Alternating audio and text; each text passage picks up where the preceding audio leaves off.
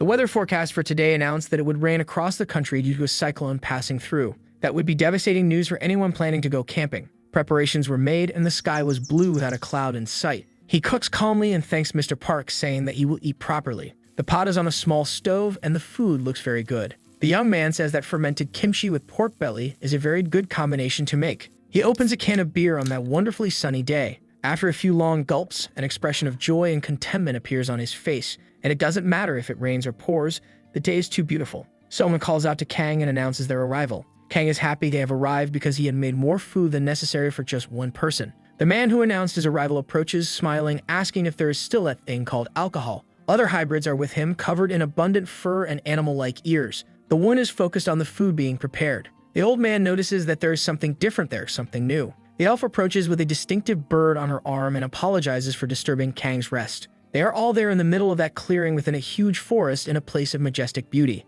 This special place is not on Earth. The young man who got out of the car asks if that is the shop his grandfather had, saying it had an interesting personality. Looking at the masked young man in the car, he asks if Korea's most famous chef is going to open a restaurant there. The masked man wants to know if there is no one else with them. He is worried because the last time they were careless, they were caught by a paparazzo. The masked man becomes a bit reflective with that information. He calmly lowers his mask because his companion is not wrong about that. If someone saw him, they might think he believes he's a celebrity even though he isn't one. The young man walks with his suitcase toward the building's entrance. But at that exact moment in life, wherever he goes, many people recognize him in some way. He graduated as a chef from the CIA, one of the 3 best schools for training cooks. He also won an international competition held in Paris. After that, he was recognized and started receiving numerous invitations from television stations, which resulted in even more publicity. They think that because he is young and talented, he certainly has a bright future. A fan shouts Kang's name, saying he is a true fan and would love to have a photo with his idol. But he is soon stopped because he was being too invasive, and that was a kitchen with professionals. His colleagues criticized him because that fan harassment was hindering the kitchen's workflow. His coworkers believe that he looked down on them. Along with fame comes the hatred of anonymous people, and there are many comments intending to belittle his achievements as a chef. Kang reads those comments and is filled with great disappointment. He is lying on his bed, tired of all that stress. Inside the building, the other young man brings more things and says that Kang should think carefully about it because he wouldn't earn much in that place, but he also wanted to rest. His friend points out that those who want to rest don't start a business from scratch. Kang says that for him, cooking is therapeutic rest. Kang is hyper-focused in the kitchen. The young man wants them to eat something now before they start work because he's already starving. Since they were far from the city, they couldn't order, so they would need to go out. At the restaurant, a plate of pasta and side dishes are on the table. Kang looks at it as if it were a recipe made with radioactive ingredients. The young man notices that the chef is looking at the food with suspicion. Kang is furious and wants to call the manager because he's not going to eat that. His friend tries to calm him down, but he says that is not human food. The friend eats and says that the sauce is good and that the food isn't bad. Kang looks at the plate while thinking about the concept of flavor. He is unable to taste food. A plate falls in the kitchen, shattering. It was Kang who had let it fall after having a stress crisis. With his doctor, he received the diagnosis that he can no longer taste food due to the stress he feels, and there is no guarantee of surgical cure. The doctor suggested that he get a hobby to distract and calm himself. Kang heard those words completely unfeeling, as he wouldn't be able to even if he wanted to. In the restaurant, the young man says that there are few customers in the area and not much to do there. There are only mountains and open fields and nothing else to do. Kang says that this area is perfect, and with that kind of terrain he can go camping. The car drives along the road surrounded by large trees. Kang is counting the items he's taking: an oven, a pocket knife, some screen, a compass, and a map. The driver asks if the young man is heading to the sea. Kang says that he's actually going to the mountains to camp. The driver jokes that with those clothes, he should take a tube. Kang doesn't understand, and the driver says he should think better. He didn't get the man's joke. He asked to stop at Yongping Village, and the driver warned him that they don't sell tubes there.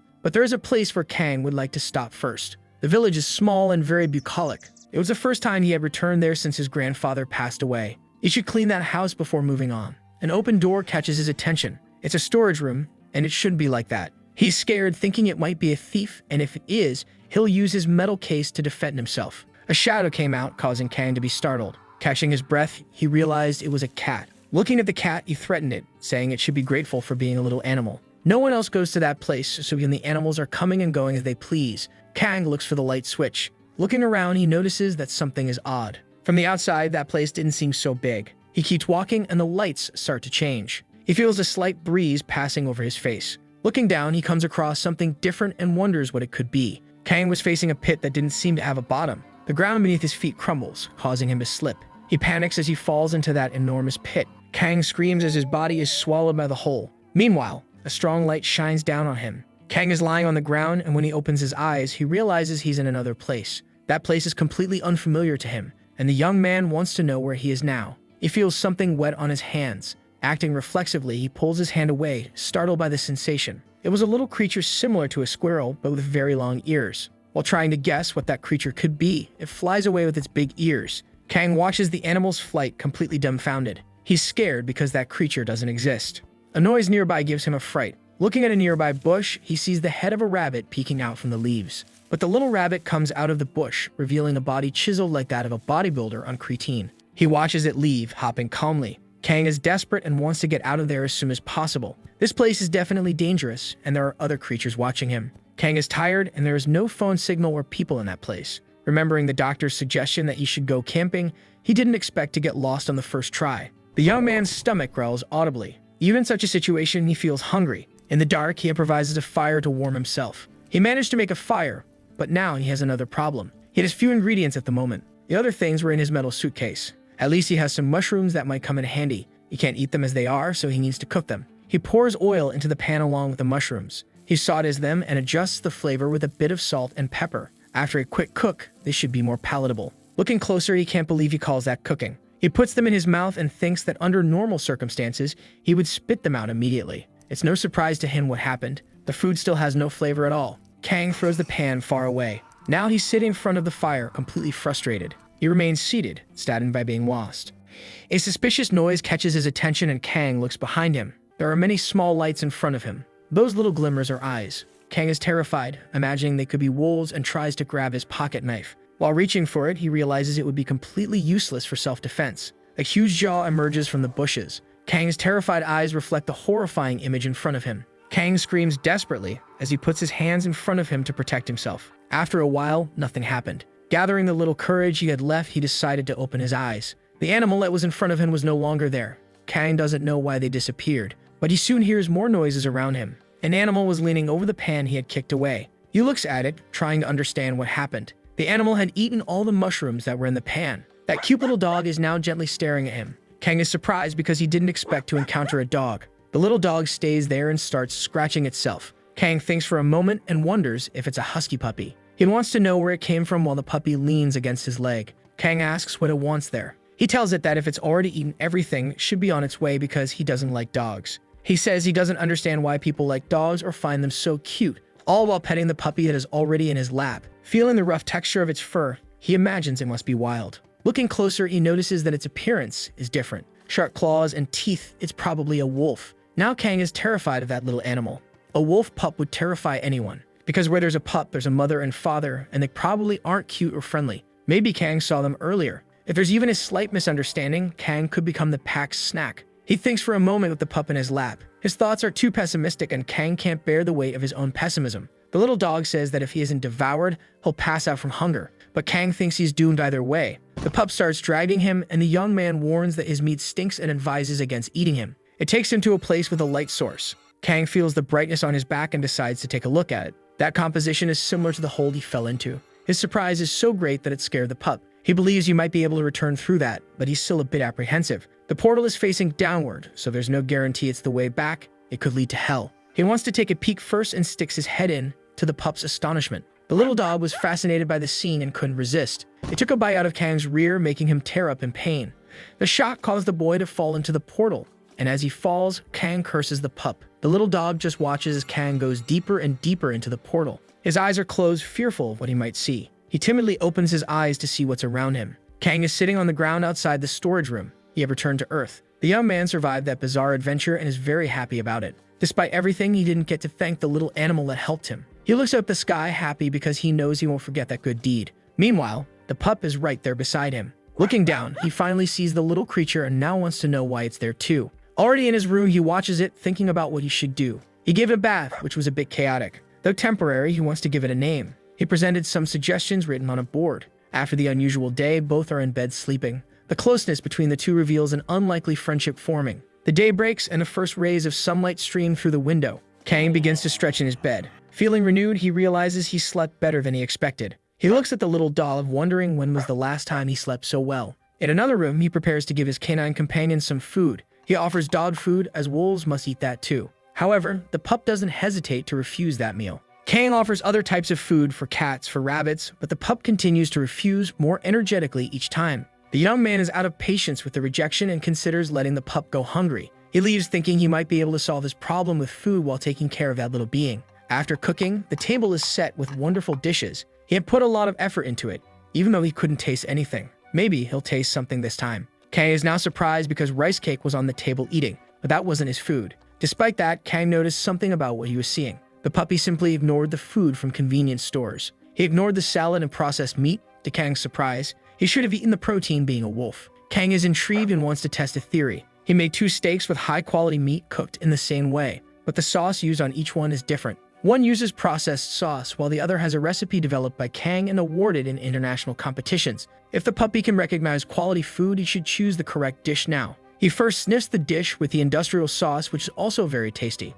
If he still chooses Kang's special recipe, then this puppy has the potential to be a first-rate Epicurean. The puppy ate the recipe with the generic sauce. Now he was sniffing the dish with Kang's special sauce. He devoured it with overwhelming voracity. The young man is now certain that the puppy has potential. The puppy's expression is one of immense pleasure. Kang knew he was different and now realizes he can no longer offer him conventional food. He happily looks at the one who knew how to appreciate his homemade recipe. Although it had been a while, it was good to have cooked this time. It was worth it. The young man's outside painting some walls. He paints meticulously, applying more than 1 coat of paint. Something catches his attention. There was something wrong with that color. He thinks it's the paint until someone says he's using interior paint to cover an exterior wall. He looks at the person who said that. The elderly man continues, saying that young people can't even identify paints nowadays. Kang was a bit annoyed by the fact that the old man approached without even introducing himself. He is the village chief, and since Kang didn't come to introduce himself, he came over to talk to him. Observing the wall, he says that Kang is a terrible painter. He asked if it was his first time doing that. He also asked if the dog was his. Kang confirmed and almost said he was a wolf. The old man told the young man to stop painting because he would find someone to do it for him. Kang said he would do it himself. The elder tried to argue, but the young man was determined. The old man insisted on finding someone. Meanwhile, he tried to pet the puppy, who dodged the contact as best as he could. Kang finds the senior's persistence quite annoying. Nearby, cicadas chirp nonstop. The old man approaches with his construction store cap. He introduces a young man from the village who has experience with painting even though he doesn't look like it. He is Jung Minho. Kang greets them and is surprised that he actually brought someone even though he told him not to. The young man says he'll need to sand that surface, but the old man is prepared and brought some sandpaper with him. They're already working and Kang wonders why they're so dedicated when it's not even their house. The old man learned that the place would become a restaurant. Kang confirms and says the specialty will be Italian cuisine. The old man asked him to repeat it, and Kang says it's Western cuisine. That caught the other young man's attention. He'd like to ask Kang a question. With his mouth watering, he wants to know if they will sell pork chops there. Now seated at the living room table, the painter says that his wife loves pork chop dishes, and the restaurant they always used to go to had closed. She's pregnant, so they can't go very far. He tried making them himself, but the taste fell short of what he wanted. He said it was okay if Kang didn't serve them. He was just mentioning it in passing. However, Kang thinks that even if they're not on the menu, they're easy to make. The problem is offering customers food he can't taste himself. It's completely absurd, he thinks. He believes he shouldn't open a restaurant. Maybe he shouldn't cook at all. But then he looks at the puppy. The puppy is smiling happily because he had eaten very well. Kang watches him and has a brilliant idea. He gets up and slams the table enthusiastically, saying he could make the pork chops. He tells the painter it wouldn't be a problem at all. He's going to help him remember the flavor he's trying to find. Kang is in the kitchen, having listened to the painter's description of the recipe and trying to replicate it. He's wondering whether or not to use tomatoes. The sweetness of the recipe comes from the tomatoes, but not from the extract. The restaurant should use ketchup in this recipe. Now he has all the ingredients he needs to use. He calls for his assistant, Rice Cake, who is ready for his important task. Motivated, he tells the little dog not to get tired before he does. Kang chops the onion with a skill that few possess. The brain ingredients are properly set out on the counter. The steak fries in hot oil, releasing the subtle aroma of the recipe. Rice Cake wags his tail incessantly because he knows it smells delicious. Kang notices that the tail is wagging less than before. Maybe he overdid the sweet and sour aspect of the recipe. He presents more plates of the same recipe and wants his assistant to do his part now. The tail still isn't wagging the way he'd like to see. Kang decides to refine the recipe further. Since he lost his sense of taste, cooking was no longer enjoyable. Rice Cake's belly is now swollen. Kang couldn't taste his recipes, but now he had a way to do so. Kang cooks with enthusiasm as he has regained the pleasure of making his dishes. A car parks outside the house. The painter asks his wife if her morning sickness has passed. She says she's fine and heard that a new restaurant had opened in the village and can't wait to visit. The expectant mother mentions that it's been a while since she last had pork chops and that she's a bit anxious. So Kang is going to make it. He presents her with the dish she requested. She looks at the plate, enchanted, as it seems to be very tasty, given the pleasant aroma it emits. She cuts the meat and feels the tenderness as it is sliced by the knife. She calmly brings a piece to her mouth. The painter watches anxiously and asks his wife what she thinks. She pauses briefly and says that the recipe from the old restaurant was very good, but the one she's eating now is simply incomparable. The sauce has a very similar flavor, but the meat is much juicier and crispier. She had never tasted a recipe as well executed as this one. The woman is so happy that she asks her husband if he remembers their first date. They had eaten that same dish, and instead of eating, he couldn't stop glancing at her out of the corner of his eye. His hands wouldn't stop shaking, and she even got worried. The painter feels a bit embarrassed by this description. After that, she started eating pork chops much more frequently. Before the date, she didn't even like them. Perhaps instead of the flavor of the recipe, what she really enjoys is revisiting that pleasant memory with her husband. Kang is fulfilled by the experience he provided for that couple. He discreetly looks at Rice Cake, who is behind him. His little belly is swollen, and Kang thinks he fed him too much that day. He quietly tells his companion that he did a good job, to which he barks in response. Now the cook is leaning over his notes, deep in thought. He served a customer even before the grand opening. He doesn't need to limit himself to Italian cuisine. He could compose a menu based on what the customers want to eat. There are already places with this concept, but they are expensive and only work with reservations. However, he will think of a way to get around this situation. Looking at his exhausted little friend, he realizes he needs to do something about him. He wonders if Rice Cake is suffering from canine depression, but he takes him for a walk every day. He asks if he misses the forest where he lived. Everything happened too quickly, and maybe he should return Rice Cake to his original home. Looking at his toys, he realizes the house will be much emptier if he leaves. He says he'll take him back, but the memories he has of that place are a bit terrifying. Just imagining going back there on his own makes chills run down his spine. He won't be able to handle it, so he won't think about it anymore. And he noticed that Rice Cake was looking at him. Rice Cake used his most lethal weapon, the cute face, and Kang says he's not falling for it and that you shouldn't even try. Soon both are back in the mysterious forest. Still apprehensive, he asks Rice Cake to stay quiet. Kang doesn't know why he came back to this place, but it will be quick this time. He says everything will be fine. Meanwhile, the trembling rabbit observes him from afar. They walk and Kang wonders what this place is. It must be some kind of alternate dimension, like the ones in cartoons. A noise ahead catches his attention and Kang heads toward it. Separating some branches in front of him, he wonders if what he's seeing is water. The scene left Kang in awe. The horizon line was majestic, and in front of him was an immense lake. Kang gazed at the beauty before him, completely impressed. He understood Rice Cake now. He too would miss home if he lived in a place like that. Rice Cake was at the lake's edge, playing with pebbles. Kang approached him and said he had a gift for his friend, which he would give before leaving. Rice Cake had helped him refine the pork chop recipe, so he set up a small grill by the lake, and he was going to feed his little friend with top-quality meat. Rice Cake looked at the ingredients, barely containing himself, saliva dripping from his mouth like a fountain. Kang slid a piece of butter across the hot pan. He carefully picked up one of the steaks. Then he began to season them with salt and pepper. Soon, they were perfectly prepared and placed on a deep dish.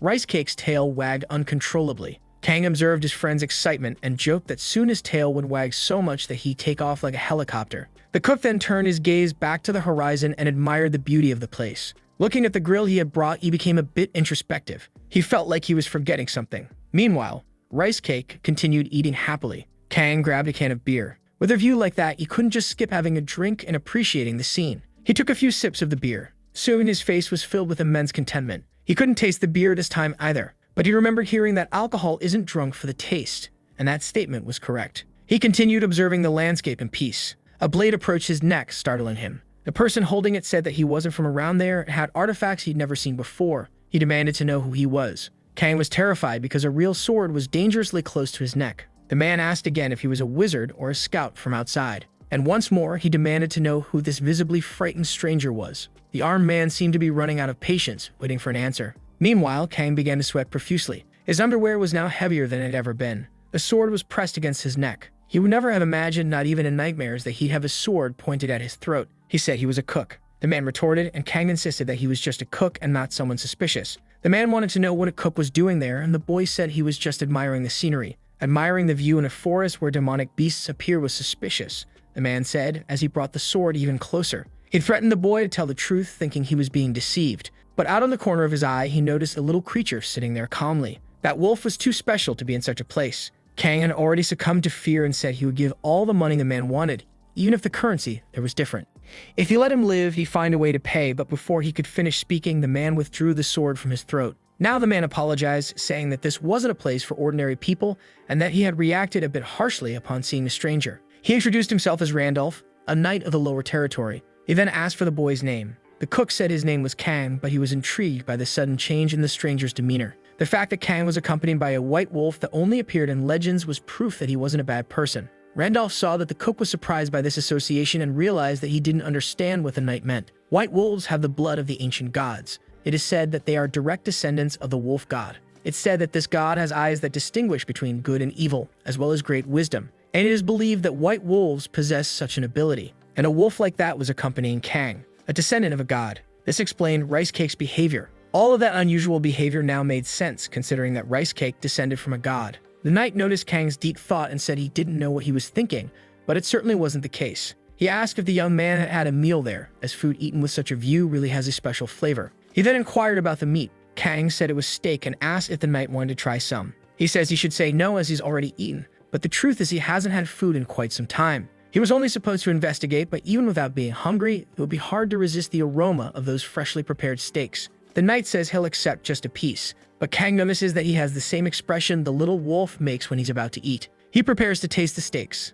That's it. Once tasted, his life changed. The meat was perfectly succulent and tender, practically melting in his mouth. It's not easy to find meat of such quality. The knight was intrigued by the can in Kang's hand and wanted to know what it was. Kang says it's alcohol. The knight is visibly intrigued with a childlike curiosity. He wants to know if it comes from the cook's land, as the container was shaped in a way he'd never seen before. He imagines the taste must be as special as the meat. When asked if he wanted to try it, the knight says he was just curious, but he didn't need to taste it. However, he said he couldn't refuse once Kang placed the can in his hands. Kang was impressed by the man's strength. He said he would give him a new one as he had already drunk from that one. The knight says it's not an artifact, but is equally interesting. He drinks the contents of the can while Kang watches. The knight recognized the taste. It was beer. He just didn't expect it to have such a clear and clean flavor. It doesn't even seem like he was threatening Kang minutes ago. Now he seems like a foreigner in a new neighborhood. The knight says he can't leave without repaying the favor after everything and tells Kang to look for him if he ever visits the city. He just needs to say he's looking for the captain of the knights. Kang is impressed by the man's rank. He doesn't seem like a leader. The knight notices that Kang isn't surprised even after learning of his rank. This isn't an ordinary cook. He tells Kang to be careful in the forest, but since he's in the company of a white wolf, he'll surely be fine. He bids farewell as he was patrolling the area. Meanwhile, Rice Cake asks for more food from his friend. As he continues on his way, he hopes they'll meet again. But Kang wishes he wouldn't leave so soon. Kang is concerned because the knight said he was on patrol. If that's the case, he drank while on duty. It seems that drinking and working is acceptable in that place, and Rice Cake keeps wanting to eat even more. Since that was the last portion, his friend could eat it all. Kang watches happily as the little animal eats eagerly. Thanks to him, Kang's days have been very happy and pleasant, and now that he has to leave him there, sadness grows in his heart. Although the time was short, Kang is grateful. Thanks to him, he perfected the pork chop recipe. He doesn't know if he'll see him again, but he wishes Rice Cake to be careful from now on. He leaves while Rice Cake continues eating. Kang takes timid steps towards the exit of the place. He turns to see his friend one last time, and sees that he's still eating as if nothing had happened. However, it's not like they've known each other for that long. Kang is a bit emotional. Even so, he thought Rice Cake would be a bit more attached to him. But Kang's eyes no longer see Rice Cake, only his empty bowl. He looks around for the pup, thinking he must have gone on his way. Kang decides to head back, but Rice Cake is already hanging from his backpack ready to accompany him. He tries to remove the little creature from his backpack, but it clings to it tightly. They end up wrestling for a moment. Kang wants to know the reason for this behavior. What's wrong with the pup? The little wolf starts licking his friend's fingers. Kang says that this was his place and Rice Cake wasn't supposed to come back to Kang's land, even though he said that Rice Cake still wants to go back with his friend. He barks cheerfully at Kang, as if he wants to go with him. The boy asks if Rice Cake wants to return with him. After that, he smiles discreetly as he's happy about it. He picks him up and says that the first time he had no choice but to stay with him. But it seems Rice Cake doesn't care. Outside the passage, the vegetation is short and there are some buildings. Kang realizes that with Rice Cake, he'll need to return to that dimension periodically, or his little friend might get stressed. But he thinks this could work, and they could have a lot of fun with it. Looking at the people on the street, the cook wants to know what's happening because it's unusual. Even worse, out of all the places they could be, they're gathered in front of his house. The village chief recognizes him and says he's finally arrived. Kang asks what they were doing, and the elder replies that they're having a banquet, asking if the young man hadn't heard anything about it. He says no, but thinks that even if he had heard, he wouldn't have gone anyway. A local informs the elder that the banner has been delivered. The old man says that it arrived just in time. Kang tries to leave, but the elder says he can stay as long as he likes. In fact, it was a party to welcome him, and the banner said exactly that. Kang looks back, unable to hide his surprise, but it wasn't entirely friendly. Kang now sat at the celebration alongside his few village neighbors. The people chatted cheerfully, and the camaraderie was genuinely sincere among them. However, he was already exhausted from this unplanned social interaction. The elders remarked that they had heard he was a great cook, tall and handsome. Despite this, all he wanted was to leave. The pregnant woman asked the elders not to get too excited, as the cook seemed very tired. He asked her if they do this every time there's a new person. She explained that they try because it's a very small village. She said they try to celebrate good moments and be together. But from the outside, it might seem like an excuse for the older folks to drink heavily. The elder agreed with her and said that sharing is caring, and that's how people get to know each other truly. He suggested to Kang that if he really was opening a restaurant, he could use this opportunity to promote it now. The realization finally hit him. It seems the party also serves to help him with his new business. Kang might have fully believed this if the elder didn't have so many beer bottle caps with him. The elder was ready to start drinking spirits, but he was right. Kang should embrace this opportunity. He observed the villagers interacting with each other. The older folks were casually discussing everyday matters. Kang watched them quietly from his corner. Sipping his drink, he concluded that this wasn't so bad after all. Noticing Rice Cake's absence, he looked around to find him and saw that someone was already interacting with him. The pup was eating non-stop, and they wanted to know who he belonged to. A hand tried to pet him, but the pup dodged it with what seemed like superior instinct. Another person tried to pick him up without any success. No matter how many tried to hold him, Rice Cake evaded them with ease. The elders felt challenged, as if that dog knew exactly what they were going to do. A woman announced that a loin steak was ready, and Rice Cake quickly snatched it for himself. He moved swiftly through the festival, eating all the steaks within his reach. Nothing escaped that little creature. Seeing the commotion, the painter asked if that dog belonged to Kang. Embarrassed, Kang said he didn't know him. Now Kang wished he had left him there. All the pleasant memories had vanished. Looking to the side, the cook noticed there was a child among all the adults in the village. The boy seemed bored. Kang hadn't imagined there was a child there. He was visibly sad, perhaps because he was the only child there. It looked like his grandmother was bringing something to him. She seemed to be talking to him as she handed him something. But the boy immediately reacted rudely, throwing what she brought on the ground. Kang was taken aback by the boy's stubbornness. The grandmother called out to the boy named Sanghu as he ran away. The village chief asked if everything was okay because that was usually a good boy. His grandmother said he'd been like that since he returned from school the day before. His friend had been bragging about eating a sandwich, and he was throwing a tantrum because of it. The grandmother had bought him a convenience store hamburger, but the boy wasn't happy with it. Kang wondered if what the boy wanted was a real hamburger. One of the locals asked if they should bring one when they returned to the village tomorrow. The chief said that would be great. Another person mentioned that they're not sold here, only at a very large chain store. The elders couldn't associate the name with the place and wondered if it was Disney they were talking about. The chief said it was fine. If they couldn't buy it, they'd make it themselves. But the grandmother said she didn't know the recipe. He then cheerfully pointed to Kang, saying that now they had a chef from the capital. He said Kang surely knew about such things, and indeed, it was true.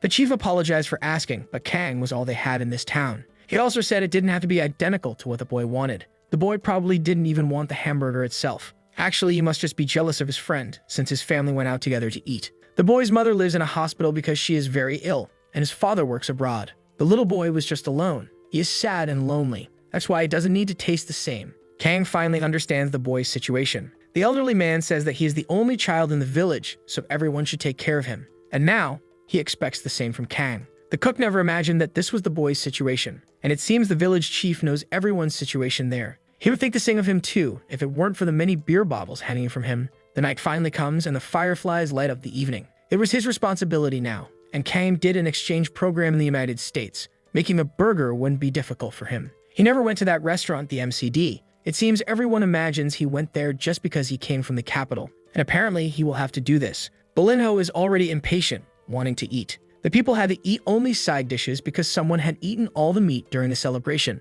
So what he was thinking of doing was the least retribution Kang could offer. Bolinho tries to be cute, but Kang says that won't work and he won't give him any more food that day. Bolinho can't hide that he was devastated by that statement. However, he will need his canine friend to taste a bit of the food he is going to prepare. A delicious and well-prepared burger was now on the plate. Kang made it just by looking at the picture of the sandwich he saw, and he notices that Bolinho's tail is not wagging as vigorously. Kang remembers that when he was a student, he ate several sandwiches. He arrived in the United States with a great passion for cooking, and thinking about it now, it's a bit foolish to come to this conclusion. But he never had a similar passion for anything else in life. Cooking is the reason for his existence. Kang wonders how the person he was would see him now, these days. What would he think about everything? He is intrigued by the fact that he doesn't need to make the same sandwich. Sogi asks if his little friend can eat more, to which he replies that he surely can, asking him to cook anyway. That's not how he does things. He put on his chef's hat vigorously. He He doesn't play around with cooking. Every recipe is serious and made with excellence. A beautiful day begins in the village.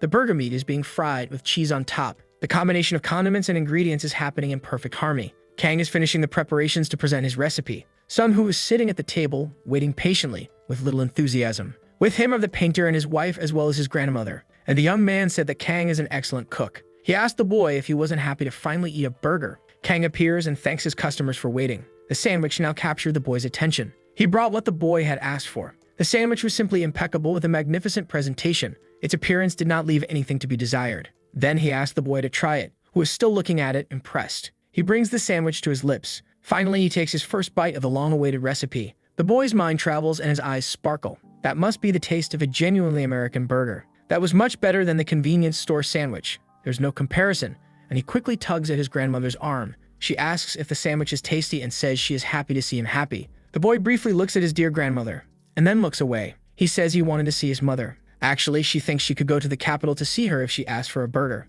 That's why he told her he wanted to try a real burger, and he apologized to her. The boy cries and apologizes for his rudeness. He just wanted to see his mother. His grandmother consoles him and says he shouldn't suffer in silence. She now apologizes for not realizing that the boy was missing his mother. He is so young and yet already has to live without his parents. It can't be easy. The boy can no longer hold back his tears and says he is happy living with his grandmother. Kang just watches the whole scene unfold before him. He tells the boy that soon he will need to go to the capital. And looking at him, he asks if the boy would like to accompany him. The grandmother is surprised by the invitation, and the boy can't believe that he could go with Kang. And Kang says they could even go to the restaurant the boy wants to visit, as he has never been there either. He then asks what Sun thinks about it, and the boy excitedly says he wants to go with him. The pregnant woman says that it's really cool, and the boy should take lots of pictures to show her. His grandmother thanks Kang, incredulous. The cook now thinks he might have gone too far since he left the capital by choice and doesn't want to go back anytime soon. Now both grandmother and grandson thank Kang for his kindness, and despite everything, he is happy that he made them happy that day.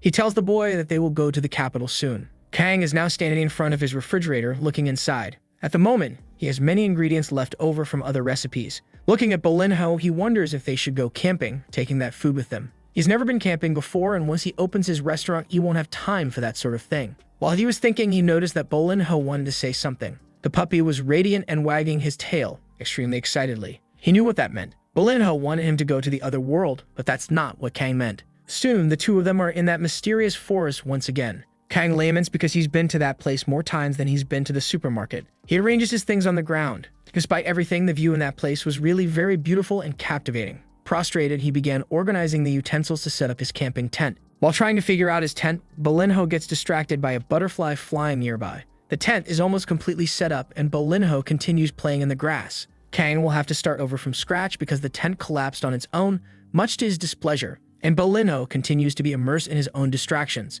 Kang sits on the grass, tired from setting up the tent. Despite the effort and difficulty, it was finally set up in front of him. He hadn't imagined that setting up a simple tent would be such a challenging task. Kang sighs as he looks up. After all that effort, he finally had some appetite. Already in the pot, a stew is being very well prepared. With a ladle, he serves a portion of what he had just prepared. Sitting in his chair, he eats what he had just made. Near the pot, some little creatures gather, attracted by the smell coming from the stew. Kang watches them as he chews. He picks up some pieces of meat with his hands, wondering if those animals eat meat. He throws a bit toward the little creatures so they can eat. But before it could reach them, a bird snatched it all while it was still in the air. The bird continued on its way while Kang and the little creatures watched it move away from that place. The beautiful butterfly feeds on the pollen of a flower. The little creatures are eating Kang's recipe, and one of them can barely move because its belly is so full. Time passes, and Kang was worried that camping might be a boring and frustrating experience. He looks at the sky calmly, immersed in his thoughts. But doing nothing while in that place is very satisfying. No matter which direction he looks, everything in that forest is beautiful.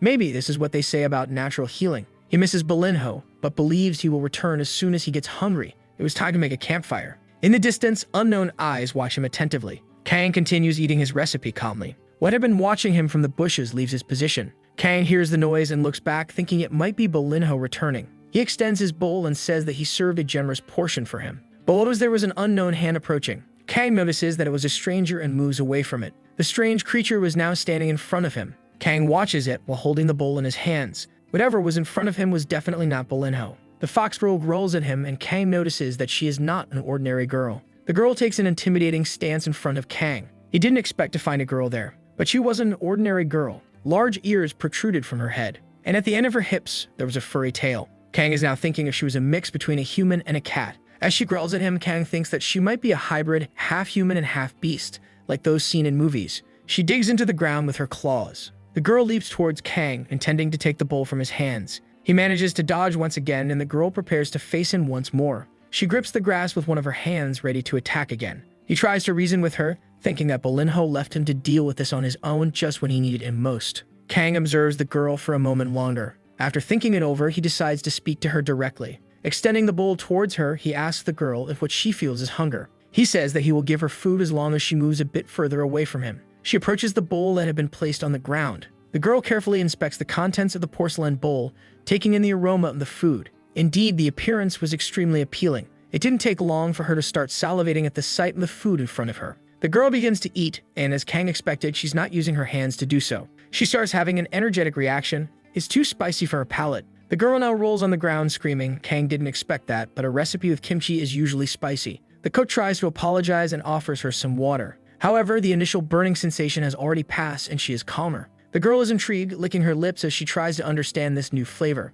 She finally manages to taste the amalgam of ingredients present in the stew. The chief encountered the old lady and asked what she was doing there. She said she had come to eat, of course. But the old man said the grand opening was only the next day. She continued on her way, saying she had already eaten and was leaving. She is quite cold and didn't even finish her plate. The old man turns to Kang and asks if she even ate anything because there was still a lot of food on that plate. Kang is silent, deep in thought about what just happened in his restaurant. Looking at the pasta, he wonders what he did wrong with that recipe. Why she left so much food on her plate is still a mystery to him. She simply didn't eat the pasta, and Kang wants to know what the problem was with his recipe. Now he's sitting in a corner, feeling depressed. The elderly chief is concerned about the young man. He asks him what's going on and if there are any problems with the preparations for the grand opening. But Kang says that none of those things were bothering him at the moment. He said he was going to close the restaurant, to the old man's surprise, as it hadn't even opened yet. Sitting at the table, he finally understands what happened. Kang is upset because the old lady left so much food on her plate. He tries to console him by saying it's not like he's an award-winning chef. He doesn't mean to please everyone. What he doesn't know is that Kang is an award-winning chef. The old man tells him not to think about it too much, as she certainly didn't go there for the food. He said that someone used to go to that place frequently. Kang wants to know who that person was. The old man said her husband used to go there when it was a tea house. However, he passed away last year. Now the old lady is a widow. Since then, she spends most of her time at home, and even he doesn't see her often in the village. The old man thinks she still misses her companion. Those who are gone are gone. It's up to the living to live, and the old man thinks that clinging to the past is foolish and prevents us from living the future. What he's trying to tell Kang is that he's not to blame for what happened. She's particular about food, but given the situation, Kang couldn't do much for her. But he can't ignore it now that he knows everything that happened to the old lady. And because of all this, he was now camping in the mysterious forest. Near him are Bolinho and the trembling rabbit. Maybe that's why dangerous animals don't approach that place. At first, he was shocked that she left the food on the plate. But now that he knows what she went through, he feels a bit sorry for her. Even so, it was shocking to see that happen with a recipe he executes so well. Perhaps he should prepare some Korean dish for her next time. Above his head, on a branch, is the girl who appeared there earlier. She looks at him, and Kang can't believe it's her again. The girl screamed in panic because she didn't expect to be seen by him while she was sneaking around. Taking care of Bolinho, he says he can't believe he's always hungry. The girl gently climbs down from the tree, avoiding Bolinho's notice. A tender steak is picked from the tray with tongs. After being properly grilled, it is now being sliced. Presented in small slices, Kang says that the meat is finally ready. Then he grabs his small portable stove. The next step is to prepare the sauce that will accompany the meat. He looks at the girl and remembers her reaction to the spicy dish, so he decides to go lighter on the spices this time. He melts the butter in another pan and sautés some mushrooms. He adds sauce, salt, and pepper to his recipe. As soon as the sauce thickens a bit, he will add grated Parmesan cheese. After that, all that's left is to mix in the already cooked pasta. And to finish, place the slices of steak on top of all the other ingredients. The steak with creamy pasta was ready. He presents the dish to the girl and tells her there's no need to growl at him. She should eat quickly before Bolinho does. She looks at the dish longingly, worried that there might be the same amount of spice as before. Still, she tries it, expecting to endure the heat of the spice. Instead, her cheeks blush with the intensity of the flavor. It was delicious, as if she had gone to heaven and back. The girl is now devouring the pasta voraciously. Kang just watches as all of this happens. She is happy that it isn't spicy. And even though she doesn't say anything, Kang realizes that she wants to eat more of that dish. The young man sits contentedly, noticing that she has a much greater expression of satisfaction now that the food isn't spicy. Kang doesn't particularly like that recipe. It has too many greasy ingredients for his taste, so that combination doesn't appeal to him much. It's more of an exotic pasta than something conventional. He could hardly believe the girl's behavior now, who was aggressive during a first encounter and now purrs like a contented cat. He pats her on the head and says the pasta must be really good for her to have reacted that way. It doesn't matter what kind of pasta it is as long as it suits the palate of the one eating it. Thinking this, Kang has a sudden epiphany. That's the secret. The recipe must be flavorful for the one who consumes it. On his counter, there are several natural ingredients ready to be used. Kang runs the leafy greens under cold water to clean them. Those vegetables have a strong flavor, so he must carefully choose which ones to use in his recipe. He calls for Bolinho because he needs him to tell him what they taste like. Bolinho looks at the dishes with great disinterest. Kang waits for him to taste them, but he doesn't even make an effort to do so. Now he will have to make that recipe without Bolinho's help, but it won't be difficult. He knows how those ingredients taste, and he can't rely on Bolinho forever, so he will get to work. On the door of the restaurant, there's a notice announcing the postponement of the opening. A chef who didn't please his first customer can't open his restaurant. Outside, the elderly chief reads the notice. The old lady is sitting on a bench doing nothing. She looks at the sky, wondering whether to gamble all her retirement on the lottery or not. The elderly chief approaches. He thought she had finally left her house, but there she was. He says she should go out more often because there's much to do outside, including fun things. The old lady asks what brings him there without reason. The elderly chief says he doesn't need a reason to visit a neighbor, and she shouldn't be so cold. He mentioned that the chef was a bit shocked that she didn't eat the pasta she ordered at his restaurant. She said that the recipe didn't suit her personal tastes, and he shouldn't take it personally. The elderly chief says he knows that, and he says she should visit a second time, but she doesn't see why she would do something so troublesome a second time. The elderly chief says that the second time could be different, and she'll never find out until she tries. He asks if it's so difficult for her to leave that lot, and that the restaurant wasn't even that far away. She thinks about it for a moment, and the old man says she should give the chef another chance. As he leaves, he says that the effort might be worth it. He walks away while the old lady stays on her lot pondering his words. She is still sitting, but deep in thought. Kang sighs because he had worked hard. Focusing on just one vegetable while preparing the recipe was the best choice he could have made. He harmonized the flavors with seafood. The challenge now would be how to invite the old lady to come and eat there. The bell on the front door rings. Kang steps out of the kitchen to see who is entering his restaurant. The old lady approaches him and asks if the restaurant is open. Kang is speechless at first, but he quickly tells her that it is indeed open for customers. The table is set before the old lady, who waits for the dish Kang has prepared. She is intrigued, thinking if he somehow knew she would come, as the food was already prepared. She imagines it's going to be another Western dish, and she doesn't even like those. Maybe she shouldn't have left the house that day. But then, a nostalgic and comforting aroma fills the air. With interest, the old lady looks toward the source of the aroma. The dish finally arrives at her table and is now placed in front of her. Kang thanks her for waiting, and she looks at the dish with genuine interest. He says that this is a special item on the restaurant's menu. It's lily pasta, a common recipe in Korea. The old lady is surprised that they also use lilies in Western cuisine, and she notices that oysters were also used. A bit more hopeful, she wonders if this dish will be more flavorful than the one she had ordered at Kang's restaurant before. After tasting it, she continues to look at the plate in front of her. The taste of the herbs that bloom in spring reminds her of her husband, who loved that season of the year. He likes seeing the trees bloom, and in her last memory of him, she noticed there were more flowers than in previous years. He always picked a bouquet of flowers to give her as a gift, and he would invite her out as if they were young lovers. She would ask him why he always did those things. Lost in thought with the dish in front of her, the old lady is overwhelmed by her memories. She looks out the window once more. Spring was coming again. She asks Kang if this dish was on the menu the last time she came to his restaurant. He says it wasn't, and she asks if he made it just for her. She wants to know why he stepped outside the scope of the restaurant's concept to make that dish. Kang says he wanted to create a recipe that she could enjoy too. More than that, he wanted to create a new recipe and improve his skills even further. The old lady listens to this patiently, and Kang also knows that he can't rely on Bolinho forever as his helper. That's why he wanted to please his first customer without his help. The old lady picks up the chopsticks once again. She continues eating the pasta that was prepared for her. She takes another bite. Kang watches, surprised as he didn't expect her to like it. Soon, there was nothing left on the plate that could be eaten. The old lady had finished everything. Looking at Kang, she asks how much she owes him for the meal. She ate everything, much to his surprise, and Kang says she doesn't need to pay anything. The old lady scolds him, saying that the owner of a restaurant can't do favors for customers. She ate well thanks to him, and she wants to pay for it. She also tells him not to undervalue the food he makes. Moreover, she advises him to add that dish to the restaurant's menu because she would come back. Kang listens to those words with immense joy. In another dimension, Kang is with Bolinho, both relaxing and enjoying the beauty of that exotic place. He is happy to have pleased his first customer and to have opened the restaurant. He just needed some time to rest. Bolinho makes a mess if they don't go there frequently, so it was the perfect place for him to also take a break from the routine. Kang is immensely happy because it was a perfect day to lie down and relax. A large animal passes over his head. The reflection flashes across his glasses, and he's not sure what just happened. A knight appears shortly after. He had lost the trail of the beast.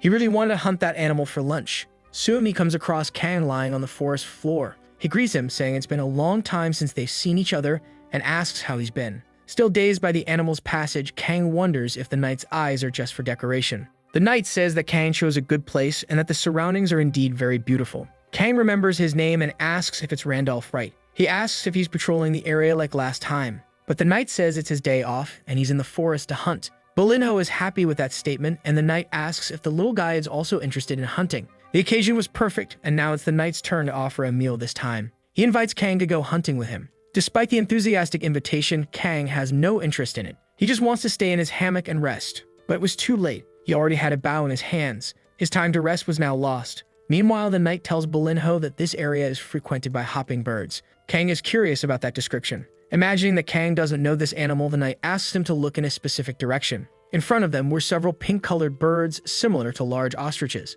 Looking at their feathers, they resembled large cotton candy masses. Seeing how beautiful they were, Kang feels a bit of regret at the thought of having to hunt them. The knight says those feathers seem very soft, but the truth is that they have a kind of short fur. Kang was puzzled. The birds don't look like what they are seeing. Now Kang doesn't know what to make of that appearance. Then the knight says it's just a disguise. Soon, two birds start fighting, revealing dense muscles beneath their feathers. The knight explains that these were compressed muscles. Kang is horrified by the size of the birds. He can't imagine that his hunting companion expects him to be able to capture these monstrous birds. The knight takes advantage of the fact that the birds will tire themselves out while fighting. He moves forward to hunt them and asks Kang to cover him. Bolinho goes on the attack too. Kang doesn't even know how to handle a bow. If he learned such a skill quickly, he would have become an athlete and not a chef. He tries to calm himself and handle the bow, but drawing the string requires more strength than he has. He carefully aims the arrow at his target. He fires the arrow toward the action. It hits the ground beside Bolinho. The knight and Bolinho look back at him, surprised by the young man's lack of skill.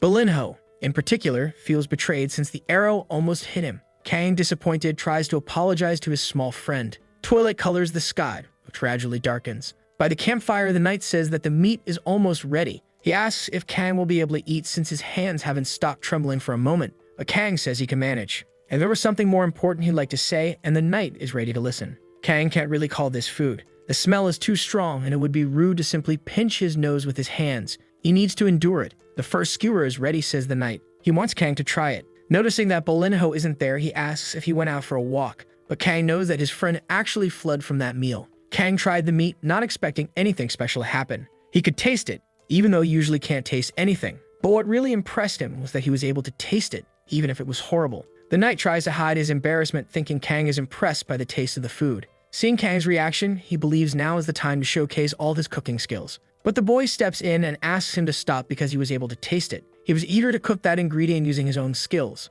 Despite everything, Kang was still concerned about his condition. He had proven to himself that he still had the skill to do that sort of thing, and he told the knight that, as he had mentioned before, he is a chef, and now he wants to make a recipe using that meat as the main ingredient. Kang tried to remove as much of the strong odor as possible by draining the remaining blood from the meat. However, this process takes at least half a day, and the time he has is nowhere near enough for that. He opens a can, saying that this should be the first step in treating the meat. The dark beer will help remove the unpleasant odor from the meat. The knight can't believe Kang is using something as valuable as beer to treat the meat, but he tells him to go do something else and not get in his way. The man is now preparing a spot over the fire to place the pot. It would also be good to have some bay leaves and fine herbs. He filled the pot with 1 part beer to 1 part water. He added chopped onions, salt, and pepper to the mix, and let it cook for approximately an hour. The pot sits over the fire, slowly cooking the meat. Bolinho appears in the clearing, having smelled what was being cooked. It should be ready by now, and Kang wants help removing the pot. He carefully opens the lid to check its contents.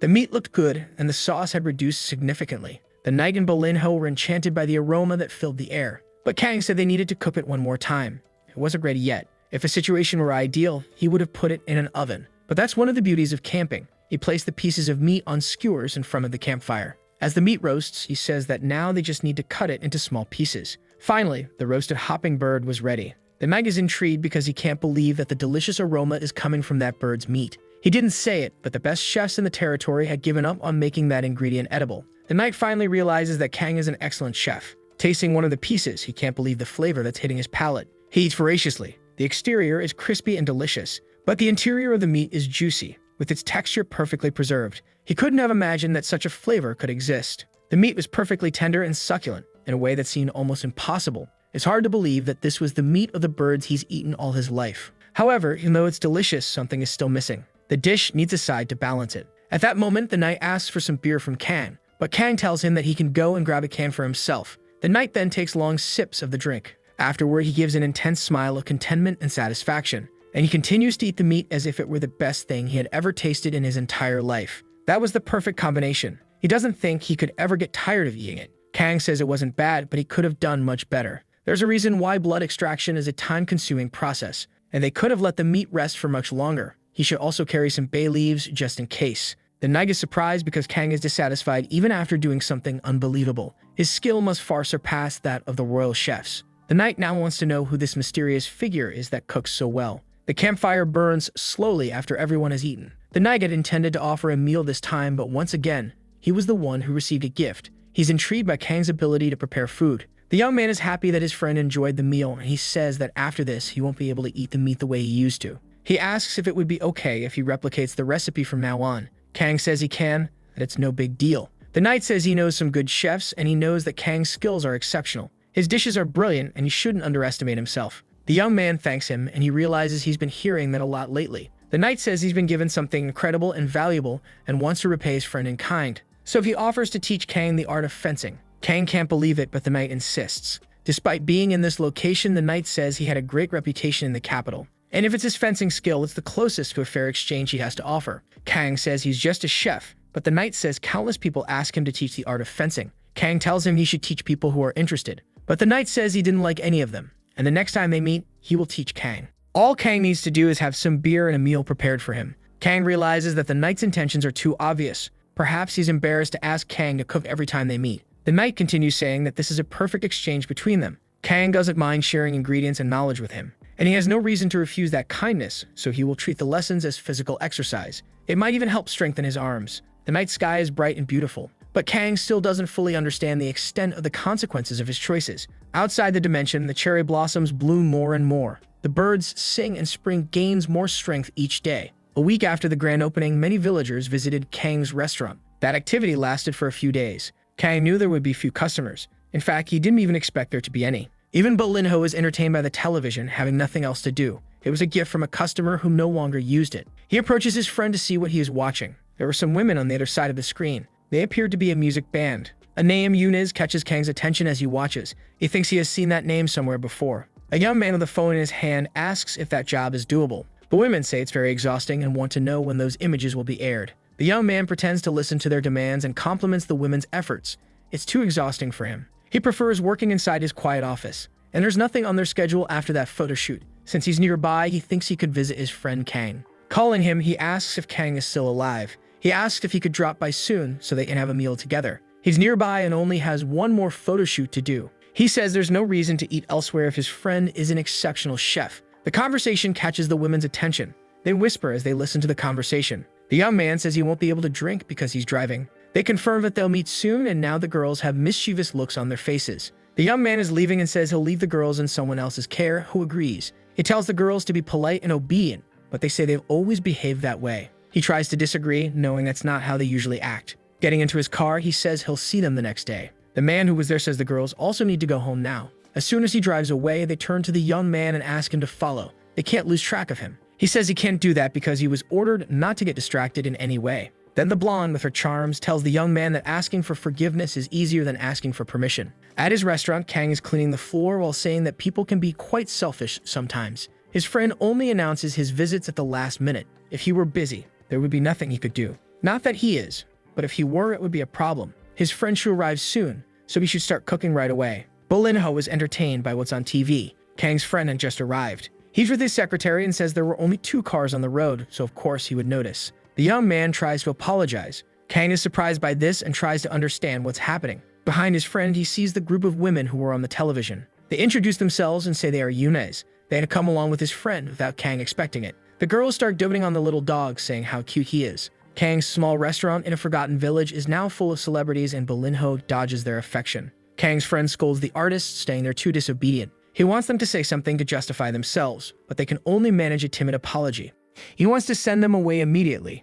Kang understands his friend's situation, but has an idea. He looked at the assistant and found him too pitiful for that role. Kang said it was already dinner time and it would be better if they left with their bellies full. His friend asks worriedly if that would be okay since he knows Kang hates unexpected things. The Kang he knows would have made a scene. He asks the group what they want to eat, and his friend swore that Kang had gone soft when he moved to that village. Looking at him now, it seems like his friend has changed quite a bit, and he's wondering if he used to have dogs. Kang is now in his kitchen, getting it ready. He's thinking about what to cook because he wants to impress them with something delicious. He's considering what he can make with the ingredients he has. He opens his fridge looking for something. He finds a special container that catches his attention. Several cherry tomatoes, which he plans to use. He's cutting them because he wants to make a light meal. The pans are already on the stove. He's going to make something they'll enjoy. While grating the cheese, he thinks he'll make something nutritious and tasty. He then finishes preparing the salad. He thanks them for waiting, and they're all impressed with what they see. Kang made pasta and a steak salad. They taste the food Kang just made. Immediately, they start saying how delicious it is.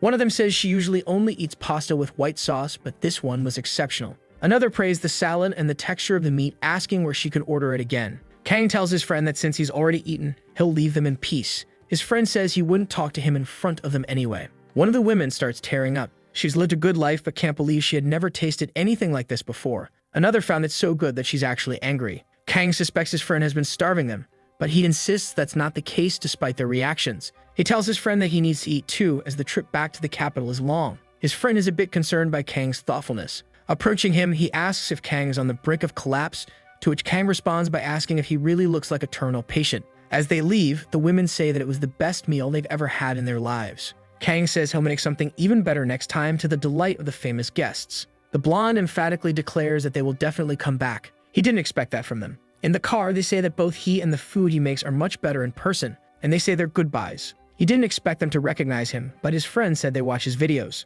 Now his friend says he should be going as well. But Kang insists that he wants more notice the next time he visits. His friend asks how his therapy is going in that place. Kang pauses for a moment before responding. He smiles and says everything is going very well. Bolinho sleeps peacefully on a chair. The next day, he's riding a bike with a little dog. The market where he bought ingredients last time is the only one nearby. The others are in the next town over. Kang breaks his little bike after some time. He arrives at the supermarket, hoping to find everything he needs. He enters the market, announcing his presence. The person there greets him, saying he's welcome. She asks if he's looking for something specific, and Kang recalls that the last time he was attended by an elderly woman. This must be her granddaughter. Embarrassed, he says yes, but that he'll look around on his own. They're out of lilies, and the grumpy old lady only likes the recipe that uses them. He asks if they only have those legumes, and the girl says yes. Kang might have to go to the city. He says goodbye and mentions he'll come back another day. He heard some shouting nearby. There was two children fighting, pulling each other's hair. Apparently, the conflict arose from a disagreement over a game.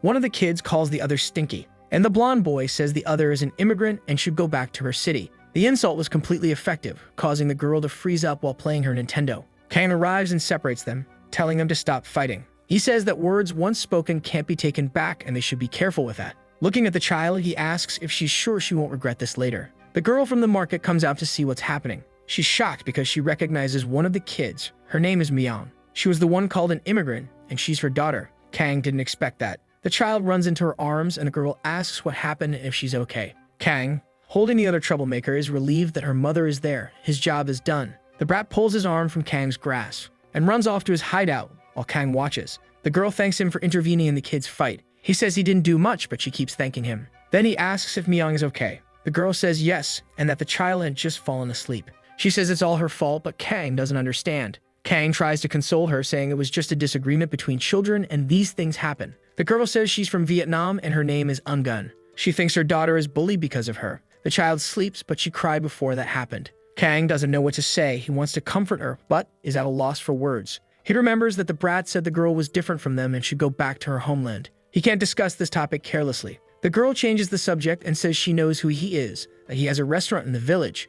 She wants to know if he would teach her to cook, which catches him off guard. She only knows how to cook dishes from her homeland, but wants to make Korean food for her daughter's friends when she has her birthday. Kang sensed a lot of sincerity in her request, and he couldn't refuse. He sits at the table, deep in thought. The reason she wants to learn how to make Korean food made him sad, but he doesn't want that child to be a target of mockery. Bolinho noticed that his friend was feeling down and went to comfort him. In reality, Bolinho was holding a can of caviar and just wanted it opened. That ingredient isn't even good to eat like that, but since it's no longer of use to him, he's going to give it to the dog. However, he reflected that asking for help when you need it is the right thing to do. With a small suitcase in hand, he thinks that's what neighbors are for, to help. In this situation, he knows who to talk to, someone who knows the villagers well. Only one person could help him now. It's the painter's wife, who didn't expect to receive visitors. There's something he wants her opinion on, so she asks him to come in. Inside are the painter and the elderly chief. The elderly man says Kang should have asked for his opinion. Kang asks what he's doing there, and the old man says he came to have a drink. Kang told them the whole story and said he wants to teach the girl how to make a Korean dish.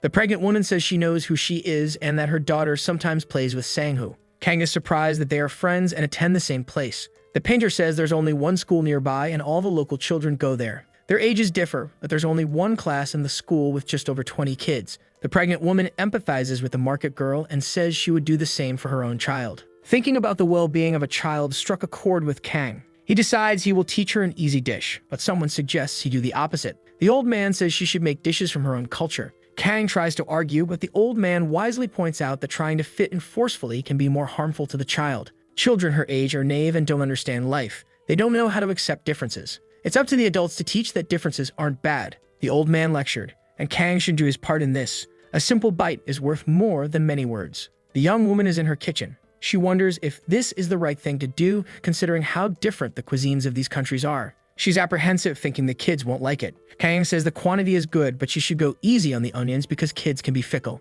He thought about the spring rolls she made. They are delicious but difficult to assemble, and the kids might not eat them because of that. He wants to replace it with a more practical recipe like gyoza. The kids will love the crunchiness. For her, everything will be fine as long as Kang helps her. The vegetables are being washed, and the bean sprouts are already in the pot. The dumplings are lined up on the baking tray, and they continue cooking the recipes. She had finished the last dish. What she presented to Kang was bun cha, a soup with pork meatballs. It was a traditional dish from her homeland's cuisine. The accompaniments are eaten after being dipped in sauce. Kang prepares to taste the food. The aroma is sweet, and he thinks the kids will like it. He says it will be an excellent main dish and asks her for a glass of water. He watches her leave the room. He calls out to Belinho, who was hiding in his coat. The little dog looks intently at the food. Soon he begins devouring the contents of the bowl. His tail doesn't stop wagging. It was the recipe he liked the most. The girl must be a good cook to have pleased the picky dog. She returns and asks what happened, but Kang tells her to moderate the chili and cilantro and it will turn out great. He suggests using beef along with the pork to add juiciness to the meatballs.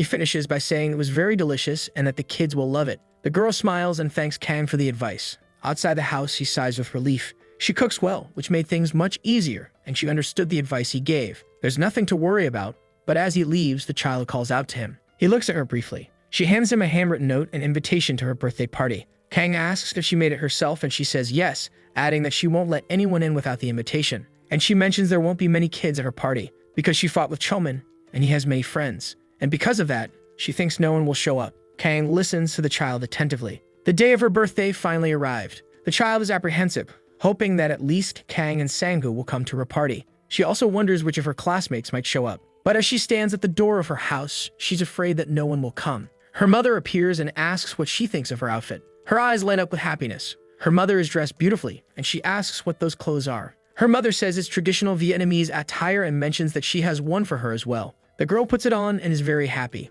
The doorbell rings and the child becomes anxious. Her mother says that her friends have arrived and that she should greet them. She's relieved that someone came to her little party. She opens the door, eager to see who has arrived. The child is very surprised by what she sees. An unexpected classmate is standing in front of her. She's taken aback by it. In front of her is the boy who always picks on her. Mysterious, she asks what that troublemaker is doing there. She says she didn't invite him and that he can turn around and leave. As she closes the door, he apologizes to her. He says he didn't mean to pick on her and that he was angry and said things he shouldn't have. Again, he apologizes, clearly remorseful. Crying, he says he's deeply sorry. She watches the scene, suspecting it's just the boy being insincere, but he continues to apologize. Even so, she tells him he can't come to her party because he doesn't have an invitation, and she shows him one in her hand. The boy nearly falls back at that joke. He searches his pockets but knows he doesn't have an invitation. Then the girl decides to give him one. She says she'll let him have one this time. He thanks her for the invitation, happy, while she smiles. The other kids, waiting behind the wall, ask if the couple is done yet. They tell the boy to be polite since he was too harsh on the girl. The other kids have their invitations as well as birthday presents, and they all wish Mia a happy birthday in unison. Inside the house, they're surprised by the amount of food. Some ask what it is because they've never seen it before, and the noodles look very interesting. Kang is impressed because it seems like all the children from the school are there. The girl's mother explains what bun cha is and how to eat it. The noodles look beautiful and someone starts eating. The children eat voraciously like little animals. Their eyes shine with the flavor of the different dishes. They're impressed, having never tasted anything like this in their short lives. The sweet and sour flavor is so good that one nerd even said he wanted to marry the girl in the future. A boy asks what kind of clothes the birthday girl is wearing. She says it's traditional clothing from her mother's homeland, and that all the dishes are Vietnamese. One of the children says she must have traveled by plane, and that's really cool. The nerd thought the dress was so beautiful that he wants to marry someone in one in the future. The birthday girl wants her mother to show off her outfit too, but she's wearing an apron. Kang says it's okay, that he'll take over the kitchen now. The girl pulls her mother by the arm to show her off to her friends. She's happy because her daughter is happy. The children think it's really cool that they're matching. Myung stands before them, very happy with her little party, and they are all very happy too. In the mysterious dimension, a village is seen from above. Someone wears an accessory made from an animal's skull. This person says that his daughter has run away once again. The wolfman says that even with more guards, she keeps disappearing. The chief asks if she went to meet the human again, and the wolfman confirms this. He's interested in this human who has caught his daughter's attention and who has a sacred wolf as a companion. He orders the wolfman to invite him there, and the wolfman is surprised that the chief would invite a human. The chief says it's not forbidden, and no one would dare mess with his guest. He adds that if his daughter is indebted to him, she should show gratitude. The chief then reveals herself to actually be a chiefess. Night falls, revealing great beauty in the forest. The deer listens to the sounds of the forest. Kang is covering his ears, asking Bolinho to stop barking. Bolinho is enraged, and Kang tells him he can play with the hopping birds. And he realizes Bolinho is glaring at the shrimp with anger in his heart. The strangeness might be due to the fact that he has never seen a saltwater animal before. And he tells his friend that they might seem strange to someone who has never seen them. Kang reflects a bit on the things he has already encountered, and he realizes that Bolinho's prey are far more horrendous. His standards are bizarre. But he's determined to show his friend the taste of shrimp. He begins cleaning them, removing that disgusting black vein. After cutting them, he prepares a bed of salt and positions the shrimp on top. He covers the pan, and now it's just a matter of waiting. He wanted to show this to the knight while Bolinho watches with suspicion. The pan is on the fire, and the cat girl is there too, waiting. Finally, Kang notices that she's there. He asks when she arrived, but decides to let it go without getting an answer. He opens the pan and says she can eat too if she's hungry. He's carefully peeling one of the shrimp. On their plates, Bolinho and the girl watch with curiosity. They taste the shrimp with a bit of hesitation. Bolinho and she are immediately captivated by the intensity of this new flavor. Kang asks what they think of it, the taste of the sea. But they're too busy eating to answer. He's very pleased that they enjoyed the shrimp so much. The girl asks for more, and Kang begins peeling more for her. The wolfman appears, calling her by her name, which is Mona. She freezes in fear. Mona immediately hides behind Kang. He says she ran away from the village again. Kang recognizes him and says to wait until she finishes eating before taking her back home. He reassures the wolfman that he's not giving her anything strange, and the wolfman listens. He says he's here because of Kang, not her. He calmly approaches Kang and asks him to follow him this time. Kang feels a bit terrified by this unexpected invitation. Kang is worried and wants to know where he's supposed to follow him. The wolfman says that the village chiefess has invited him and that it's wise not to refuse. She's Mona's mother. He looks at the girl and can't believe she's the chiefess's daughter. He thinks they'll interrogate him about what he's been feeding her and doesn't want to follow this man blindly. He tries to excuse himself, saying he's too busy that day and won't be able to make it. The wolfman understands and hands Kang an object. It's a horn used by warriors, and he should blow it to get in touch when he has time. Not expecting such politeness, he becomes intrigued and asks what the chiefess wants with him. The wolfman says she wants to meet the human who lures her daughter out of the village. Kang thinks she must be an angry mother. The wolfman says that's all and that he'll be leaving now, while Kang is terrified because it's not him who calls her out of the village. But before he leaves, Kang asks him to wait a moment. Life carries on as usual in their village. The wolfman opens a bag. Inside, there are many shrimp that Kang had cooked that day. He says Kang can't leave empty-handed and asks him to take them, mentioning that although they're ugly, they're very tasty. The wolfman sits down with the bag in his lap. It seems he's eating them. His tail wags non-stop, and he says it's not bad at all. Kang breathes a deep sigh of relief. He wonders whether he should go or not. Bolinho didn't react, so it's possible they are quite friendly towards him. But even so, he doesn't want to go there without knowing exactly who they are. He'd like to consult someone about this. Just then, the knight arrives and says he suspected Kang would be around. Kang greets him, while Bolinho and the girl are fighting. He says the timing is perfect because he needs help, and the knight agrees, saying he does seem like he needs it. He asks if Kang really was invited to the village of the Beastmen. This is an unbelievable story he's just heard. Kang asks if this is rare, and the knight says they cut off contact with humans, and this is the first time he's heard of such an invitation. Moreover, the tribe practices collective parenting, and they left a child in Kang's care. This is even more impressive. Kang can't imagine how incredible this situation is, being invited to visit them. The knight says Kang can go there without worry. They won't harm him. Kang feels relieved and says about the next time he returns, surprising the knight. And he asks if his friend would like to try something different this time. Kang is sauteing the spices in his pan. Soon, the shrimp are ready and the seasoning is being adjusted. This time, there's sauce with the shrimp, to everyone's surprise. Kang hopes they enjoy the shrimp sauteed in butter and garlic. He teaches them how to peel the shrimp before eating. The knight found the shape of the shrimp strange but was curious about the taste and where Kang gets these unusual ingredients. Surely, Kang is a very mysterious young man. As soon as he tastes the shrimp, he's captivated by the flavor. Kang truly has unique skills in the kitchen. It was his first time experiencing a taste like that, salty and oily in the perfect balance. More importantly, the texture is completely addictive. He's certain he could eat kilos of that ingredient, but peeling them is too much work, so he starts popping them whole into his mouth.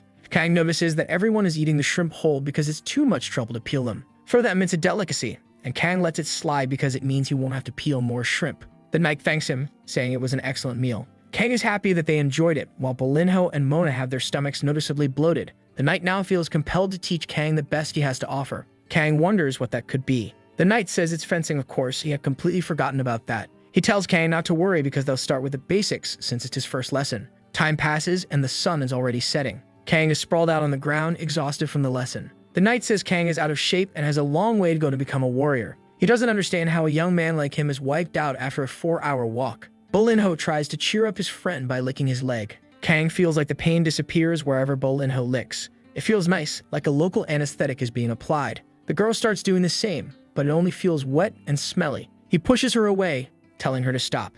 However, the knight says that Kang's persistence in not giving up halfway is admirable. He presents him with a wooden sword ideal for training. He says he made it for his daughter, and upon hearing that, Kang says he can't accept such a gift. The knight assures him it's okay because his daughter has trypanophobia. The knight is excited because with his guidance, Kang could become the greatest warrior who ever lived. The young man realizes that from now on, he'll constantly suffer from muscle pain and accepts that he's now under the knight's tutelage. Later that night, Kang is back in his restaurant. He's cooking some meals while Bolinho watches. He's very exhausted from the day's activity, and it's been a while since he last ate so late. Bolinho looks at his pasta with genuine love. Kang says he just added a little bacon and seasoned it with garlic, but it should taste good. As long as his friend liked it, it would be excellent for him. Kang stands still for a moment and Bolinho notices. He suddenly slams his hand on the counter and heads straight to the cupboard to grab some olive oil. He places it on his kitchen counter. Soon, there are several saucers with different sauces separated. Kang stands there looking at it all. He gazes at the counter in front of him, filled with various ingredients. The young man is still a bit surprised by what's happening. After so long, he's finally able to taste things again. Kang still can't taste things like he used to, but he can sense some flavors. If he had stayed in the capital, he probably would have given up cooking for good. When he arrived in that village, he had already given up on himself. He bows in the kitchen, emotional about what has happened. He can go back to cooking the way he used to. He calls for Bolinho, who is there with him. The dog stays by his side, waiting, and Kang says he's happy he moved there. The night sky is completely filled with stars. The elderly chief is walking around the area. He's completely drunk and still blames his friend who invited him to drink. Next time he sees him, he thinks about bringing a bottle of Catchula 51. He looks at the restaurant and sees that the lights are on even though it's late and wonders what Kang is doing at this hour. Kang is slicing some ingredients. In his frying pan, he's sauteing some others. Kang handles everything delicately. Bolinho is enchanted by the aroma that fills the place. In the oven, the dish is slowly cooking. A delicious meal is now ready, and it's been a while since Kang made this, the menu he developed himself. With chopsticks, he picks up one of the stuffed pieces of meat and chews it slowly, recalling the flavor he already knew. He can taste the acidity of the dish, but he still couldn't quite capture the umami of the dish. Nonetheless, it was a start. Bolinho was at his leg, barking excitedly. His little face said it all. This recipe was truly special. Kang looked at his friend in disbelief that he enjoyed it so much. For him, half success was still success in the end. He mentioned that he would make this recipe again because it was the one that won him his first award. The first rays of the sun illuminated the outside of the restaurant. Someone knocked on the door, asking if Kang was inside. He opened the door, exhausted as he hadn't slept that night, and his muscles were sore from the fencing practice. It was the elderly chief who said Kang needed to come with him urgently. Kang said he was too tired and asked if they could do it later, but the old man insisted he come. Kang asked what happened. Even Bolinho looked drowsy. The elderly chief pushed him into a van that was parked outside. Bolinho just watched as the vehicle drove away. He stood in front of the house, unsure of what was happening. The pregnant woman was finally giving birth. The old man said he rushed over, even though he was hungover. Kang wasn't even surprised that he had been drinking the night before. They finally arrived at the room where the birth was taking place. People were anxious, wanting to know where she went into labor and if it was a boy or a girl. They wanted to know if the painter was okay, but he was just nervous, waiting for news about his wife. The grumpy old lady took charge and told everyone that this wasn't a marketplace and that all the chatter was disturbing those who were working. She told him to leave, and the elderly chief agreed, saying there were too many people there. He said he would stay since he was the elderly chief, but the old lady shut him down and said he would leave too. He insisted on staying, but the old lady dragged him through the hospital. She said it would be better for the painter if they left, but asked Kang to stay. Since he was the painter's friend, the elderly chief said he should stay too, as they were drinking buddies. Kang was left alone, unsure of what to do in that situation. For him, it was strange because he had never been in this kind of situation before and would have preferred the elderly chief to be here with them. The painter thanked Kang for his company, and Kang, still reactive, said it was nothing. The painter said that just one person was enough. He was very happy and worried at the same time. In fact, he was very nervous about the situation. Kang thought they were about the same age. Touching his shoulder, Kang told him that everything would be fine, and it was his first time in this situation too. The painter looked at Kang standing there beside him, and Kang seemed just as nervous as he was. That made Kang smile briefly. After that, he thanked his friend once again. Outside, one of the elders said it was a girl, and it had been a long time since a child was born in the village. They couldn't let such a happy day pass without celebration, so they decided to throw a big feast. The old man asked Kang how they were doing, and Kang said the painter was crying with emotion non-stop. He noticed that the people were already focused on the food, but the old man said that's their way of socializing more. That made Kang remember that he had been invited to visit a village too. He mentioned this to the elderly chief, asking what to bring. The old man didn't like hearing that another village wanted to take one of their young residents. As soon as he learned it was just a visit, he said that a bottle of Catch 51 or a typical dish should do the trick. Kang liked the suggestion and wanted to know if their village produced anything in particular. The elderly chief thought about it for a moment. He said it could be Korean beef, but it seems to be a specialty of another village. They continued chatting about it while the other villagers celebrated. He decided he would bring alcohol after all. Now on the other land, he held the horn in his hands. Before blowing it, he felt a bit apprehensive, but he decided to blow it anyway. The sound echoed through the forest, even distracting the animals with the noise. It was more difficult than it seemed, and he wondered if they would find him. In the blink of an eye, the wolf man was already there. They really did find him, and the wolf man said the young man was finally ready. He picked Kang up like a sack of rice and said they should go quickly. It happened so fast that Kang didn't even understand what was going on. He asked to be put down, but the wolf man was already many meters in the air while Kang screamed in panic. Kang felt sick from the excitement, and the wolf man commented that humans had become weaker, especially their legs. The young man recalled that the knight had said the same thing about his legs, and he started wondering if he really was that weak. The wolf man said they would walk the rest of the way. Pointing ahead, he mentioned that their village was just over there. Kang looked in the direction the man pointed. He could see the entire village nestled in the forest. He remarked that it resembled Mongolian yurts, but the wolf man didn't know what that was. Kang explained that it was a people he was familiar with, and the wolf man was intrigued that there were human communities similar to his own. This reminded Kang of something the knight had told him. There would be no problem with him visiting because the white wolf was considered a sacred creature, and there was also a treaty in place. In the past, there had been a great war involving various races. This conflict lasted for hundreds of years. As a result, the entire continent was plunged into chaos and destruction. If it had continued, it wouldn't be an exaggeration to say the world would have ended. But the gods eventually intervened. A treaty was established, and the different races began to distance themselves from each other. This made Kang wonder if they would be friendly towards him. In the village, he attracted attention, with some commenting that they expected humans to be stronger and that this young man had a white wolf. In the village, the wolf man encountered others of his race. One of them expressed confusion. Why have the chiefess invited a human? Kang noticed that this one in particular didn't hide his hostility. The warrior chief reminded him not to forget that Kang was the chiefess's guest. The warrior chief questioned whether he was really protecting a human and what had happened to his warrior reputation. He replied that he was just following orders and told the other to get out of his way. The warrior chief confronted him, saying he didn't know he had the status to question him. He continued to oppose, and Belinho started growling. Some villagers, seeing the wolf's reaction, were startled. Belinho was furious, and they hadn't expected that. Even the warrior chief was left speechless. Kang asked what was wrong with them since the girl also became irritated. The wolf, the warrior, and Mona were all defending him. He really was special. Kang had come there because he was invited, and now he didn't know what was going on. He felt like a damsel in a fairy tale being defended. He didn't want to start a conflict, and then from above, someone descended from the sky. The chiefess appeared suddenly among them. She says she thought she would die of old age before he decided to come. The wolf man told Kang to be respectful in front of the person before him. She was Cassandra, the tribe's chiefess, and she said he could call her chiefess or Cassin, whichever he preferred. Kang bowed and introduced himself, saying his name was Kang. She told him not to be nervous because she had invited him to thank him, as it was her daughter who had been bothering him. He said it wasn't like that, but the chiefess said she knew her daughter well. The warrior chief asked the chiefess what made her thank a mere human. She turned to him and said, "So it was you." She thought it was some fool trying to break the treaty by fighting with a human and advised him not to be that fool. He smiled awkwardly, saying he wasn't the type to want to cause a conflict. The chiefess smiled because she knew that someone as wise as him wouldn't do that. She said she was going to her tent and that he could return to his own affairs. In the tent, she apologized to Kang for the unfortunate encounter right after his arrival, explaining that some were not used to humans. He smiled timidly, feeling like he would be torn apart if he made a mistake.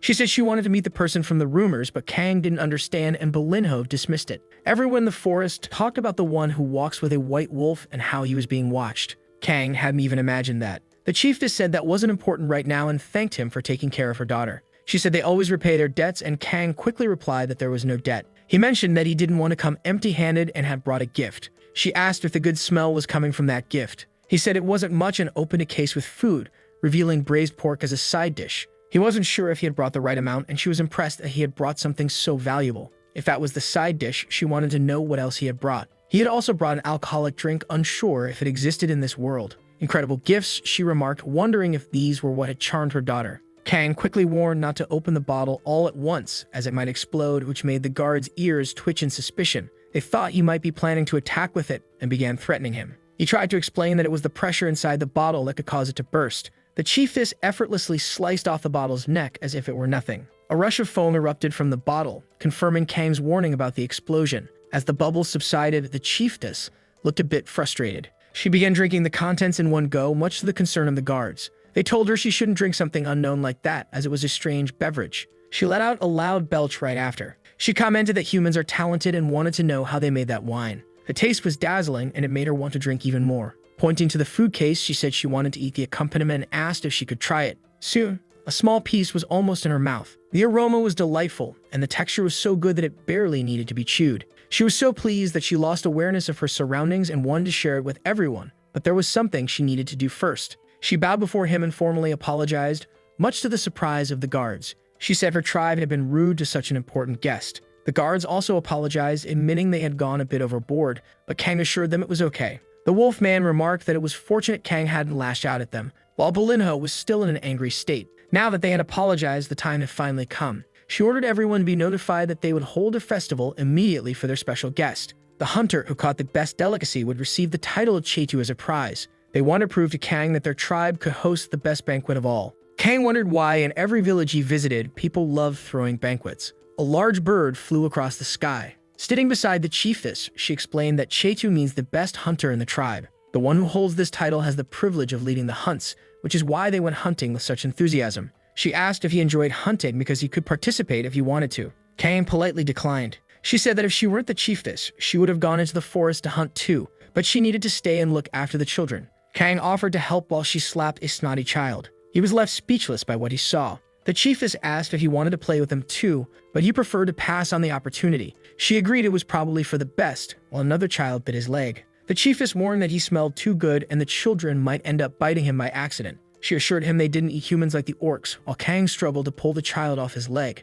After much effort, he managed to free himself. The first hunter arrived with a beast from the forest's outskirts, known for being difficult to capture due to its speed. The warrior chief had earned his title as he was the one who caught that beast. The chiefess praised him, saying he was indeed an experienced hunter, to which he responded that she was too generous with her compliments. She asked Kang if he didn't find it magnificent, and the warrior chief remarked that the young man had probably never seen anything like it before. Sensing the sarcasm, Kang decided to play along rather than engage in a debate. He said it was true and asked how the chief managed to capture such a cute creature. That remark offended the old warrior, and the chiefess asked if Kang really found it cute. Kang explained that it had 4 legs and a beautiful coat. After all, Belinho only caught ugly, horrible animals, and he thought this one was very cute. Soon after, Belinho arrived with his catch, a magical beast with paralyzing venom that even the best warriors struggled to hunt. The warrior chief looked at Belinho in astonishment. Belinho glanced back at him, extremely smug. The old man was clearly pained inside. The girl also arrived with a small catch and was warmly congratulated by Kang and her mother.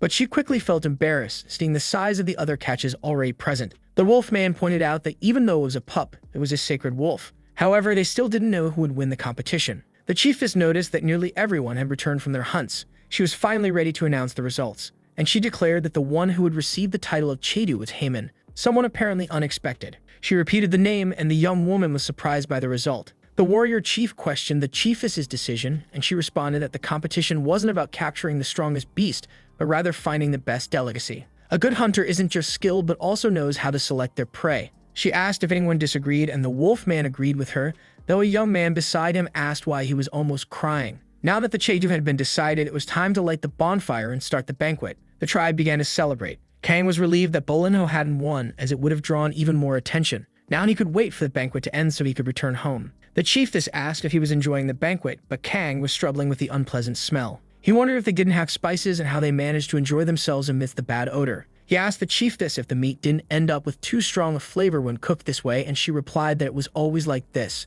The meat he had brought was special, which was why it had been consumed so quickly, but he could eat as much as he wanted of what was available. The chiefess found it odd that her daughter didn't want to eat the meat as she usually loved it. Bolinho had a look of desperation, but Kang wanted him to hold out a little longer. Kang realized that the beastmen were already judging humans, and he couldn't afford to make a mistake. The chiefess then shoved a piece of meat into his mouth. He stood up angrily and declared that he would cook now, instructing Bolinho to find some citrus fruits, but the chiefess said guests it didn't work. Kang opened his suitcase full of cooking utensils. Some of the tribe members watched curiously. He was searing a piece of meat. He then placed it in a container with some of the alcohol and added some of the fruits Bolinho had brought back. Now they just had to wait for about half an hour. When he opened the pot, the beastmen were curious about what he had made. The appearance was incredible and the aroma was magnificent. He began slicing the piece of meat. Though it still smelled a bit strong, it wasn't bad at all. He remarked that there were still many things he could adjust, like the acidity and texture, but the chiefess had already popped the first piece into her mouth. She wondered if this was the same meat from the hunt, as it tasted similar to the one he had brought earlier.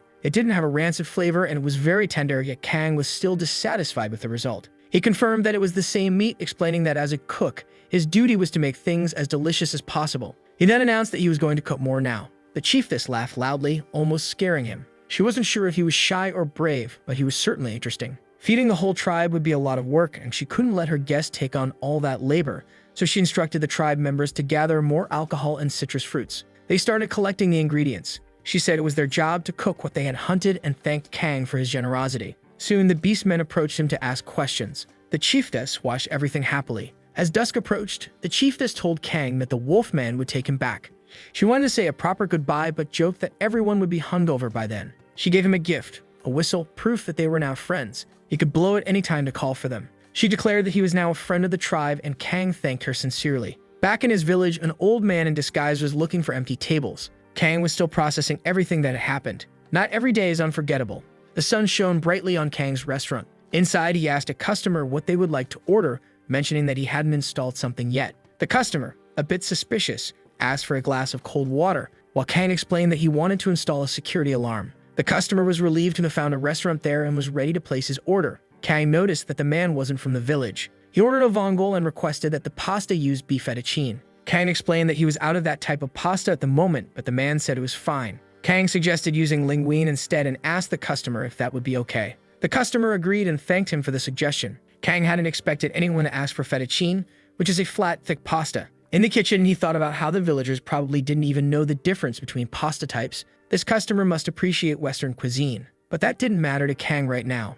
Kang hadn't had the chance to fully demonstrate all his skills in a while, and now he presented the dish that looked stunning. The customer watched with fascination. He carefully picked up some of the pasta with his fork and calmly brought it to his mouth. The flavor of the clams was distinctive, but not overpowering, and the seasoning was perfect. These were not the skills of an ordinary chef. The customer hadn't expected to find such talent in a small village. After placing his fork on the table, he thought to himself that if this person could do it, he might be able to fulfill his plan. He asked Kang to come over for a moment. On the television, a famous painter was being interviewed. Kang asked if there was a problem with the food, and the man, hiding in his clothes, assured him that everything was fine. Soon, there was nothing left on the plate. The customer thanked Kang for the meal, saying it was excellent and he hadn't expected to find high-quality Italian food in such a rural area. Kang replied that he felt the same, not expecting to meet someone who appreciated that cuisine here, and asked if the customer enjoyed Italian food. The man said yes, as he had eaten a lot of it during his time abroad, and Kang mentioned that thanks to him, he was able to revisit his skills. Kang said he could make anything from that cuisine and hoped the customer would visit again. The customer mentioned that he liked minestra, a traditional soup with pasta and vegetables, simple to make and often eaten with family. Kang got excited and asked if he wanted it now, but the man said he would return tomorrow. Kang was a bit disappointed as he had gotten excited, but the customer said that Kang's skills made him look forward to the next day. The customer finally removed his glasses and introduced himself as Jung Gi-hoon. Kang also introduced himself, but he was already thinking about what to add to the soup. The customer asked if he watched television, and Kang replied that he rarely did. Kang didn't quite understand the significance of the introduction. While on the television, the program was discussing Jung's achievements as a painter. Kang finally realized that the program was talking about the production of a documentary about this man. Outside, Balinho was sleeping soundly. He woke up startled by the shout Kang gave. Meanwhile, the blue sky decorated the landscape. The next day, Kang apologized for not recognizing Jung, saying he was a fan of his work. Jung asked if Kang would believe those words if he were in his place, and Kang admitted he wouldn't. But Jung explained that he had come to the countryside to be anonymous, feeling that he was becoming arrogant. He wanted to remember the old days, and Kang's dishes helped him do that. Kang listened attentively to the sincere confession. He presented the soup and wished his customer a pleasant experience. Jung dipped his spoon into the soup. He closed his eyes and took in the aroma. After tasting it, he said it was very good. Kang noted that Jung ate without showing much enjoyment, and Jung asked if Kang had been watching him. He then admitted it was the best he had ever had, without any exaggeration. It tasted like it was made in Italy. But it wasn't the flavor he was looking for, as he had eaten a lot of that during his time abroad. That was about 12 years ago. He had gone there to chase a dream and took on various jobs. He struggled and often only ate pasta with salt, too embarrassed to ask for leftovers at markets. Whenever he sold a painting, he would eat out, but he couldn't afford anything expensive. Back then, a soup like that was too valuable for him. At the end of that time, he received a good opportunity and left Italy, and since then, he had avoided Italian food. After some time, he realized that even painful memories are still memories. That's why he wanted to taste that simple soup again. Memories are romanticized in a way, and the soup wouldn't have any other flavor but that one. Kang said he could help him find the flavor he was searching for, but Jung thanked him for listening. Kang thought a bit about the painter's situation, having to live in a foreign land. He remembered when he was in a similar situation, how he was alone for a while, and how he worked hard. He asked the painter to describe the taste of the soup to him in detail. Jung said it wasn't as good as Kang's, and the broth was thicker, with cheap vegetables. It had a flavor similar to fish due to the coastal location of the town. Kang thought for a moment and asked if the artist had free time the next day because he wanted to make another soup for him. Balinho was already holding his bowl waiting. Kang was sitting in front of the computer, thinking about the ingredients he would use. Perhaps the broth should be based on cachuco, a seafood stew, and maybe it should have a bit of tomato in the recipe. He researched the region where Jung had eaten the soup. It seemed like he had found what he was looking for. The coastal area of that place was exceptionally beautiful. While he was deep in thought, Balinho wanted to eat the soup that hadn't been made yet. Kang was very focused on it. The artist's memories were more precise than Kang had initially thought. The day dawned in the county. The doorbell chimed, signaling that someone had arrived. Kang quickly moved forward to greet his customer, saying he had been expecting him. He asked the artist to sit down right away, as he was about to serve him. Jung mentioned that while he didn't watch much television, he had found several videos of Kang online. Now he understood why Kang was so skilled, though Kang modestly replied that he didn't pay much attention to content about himself. But more important than that, Kang wanted to know if Jung was ready to try the soup, to which the artist responded that he couldn't wait. Jung expressed his gratitude for having been listened to, saying that it had been the most important thing. Kang could sense that Jung's expectations were low and that he had been searching for this flavor for a long time. However, Kang was confident that this time would be different. Jung glanced at the pot, and Kang explained that this was a special soup. Jung wondered if the same person had made it as the day before because it seemed quite different. He thought perhaps Kang had made it intentionally rough.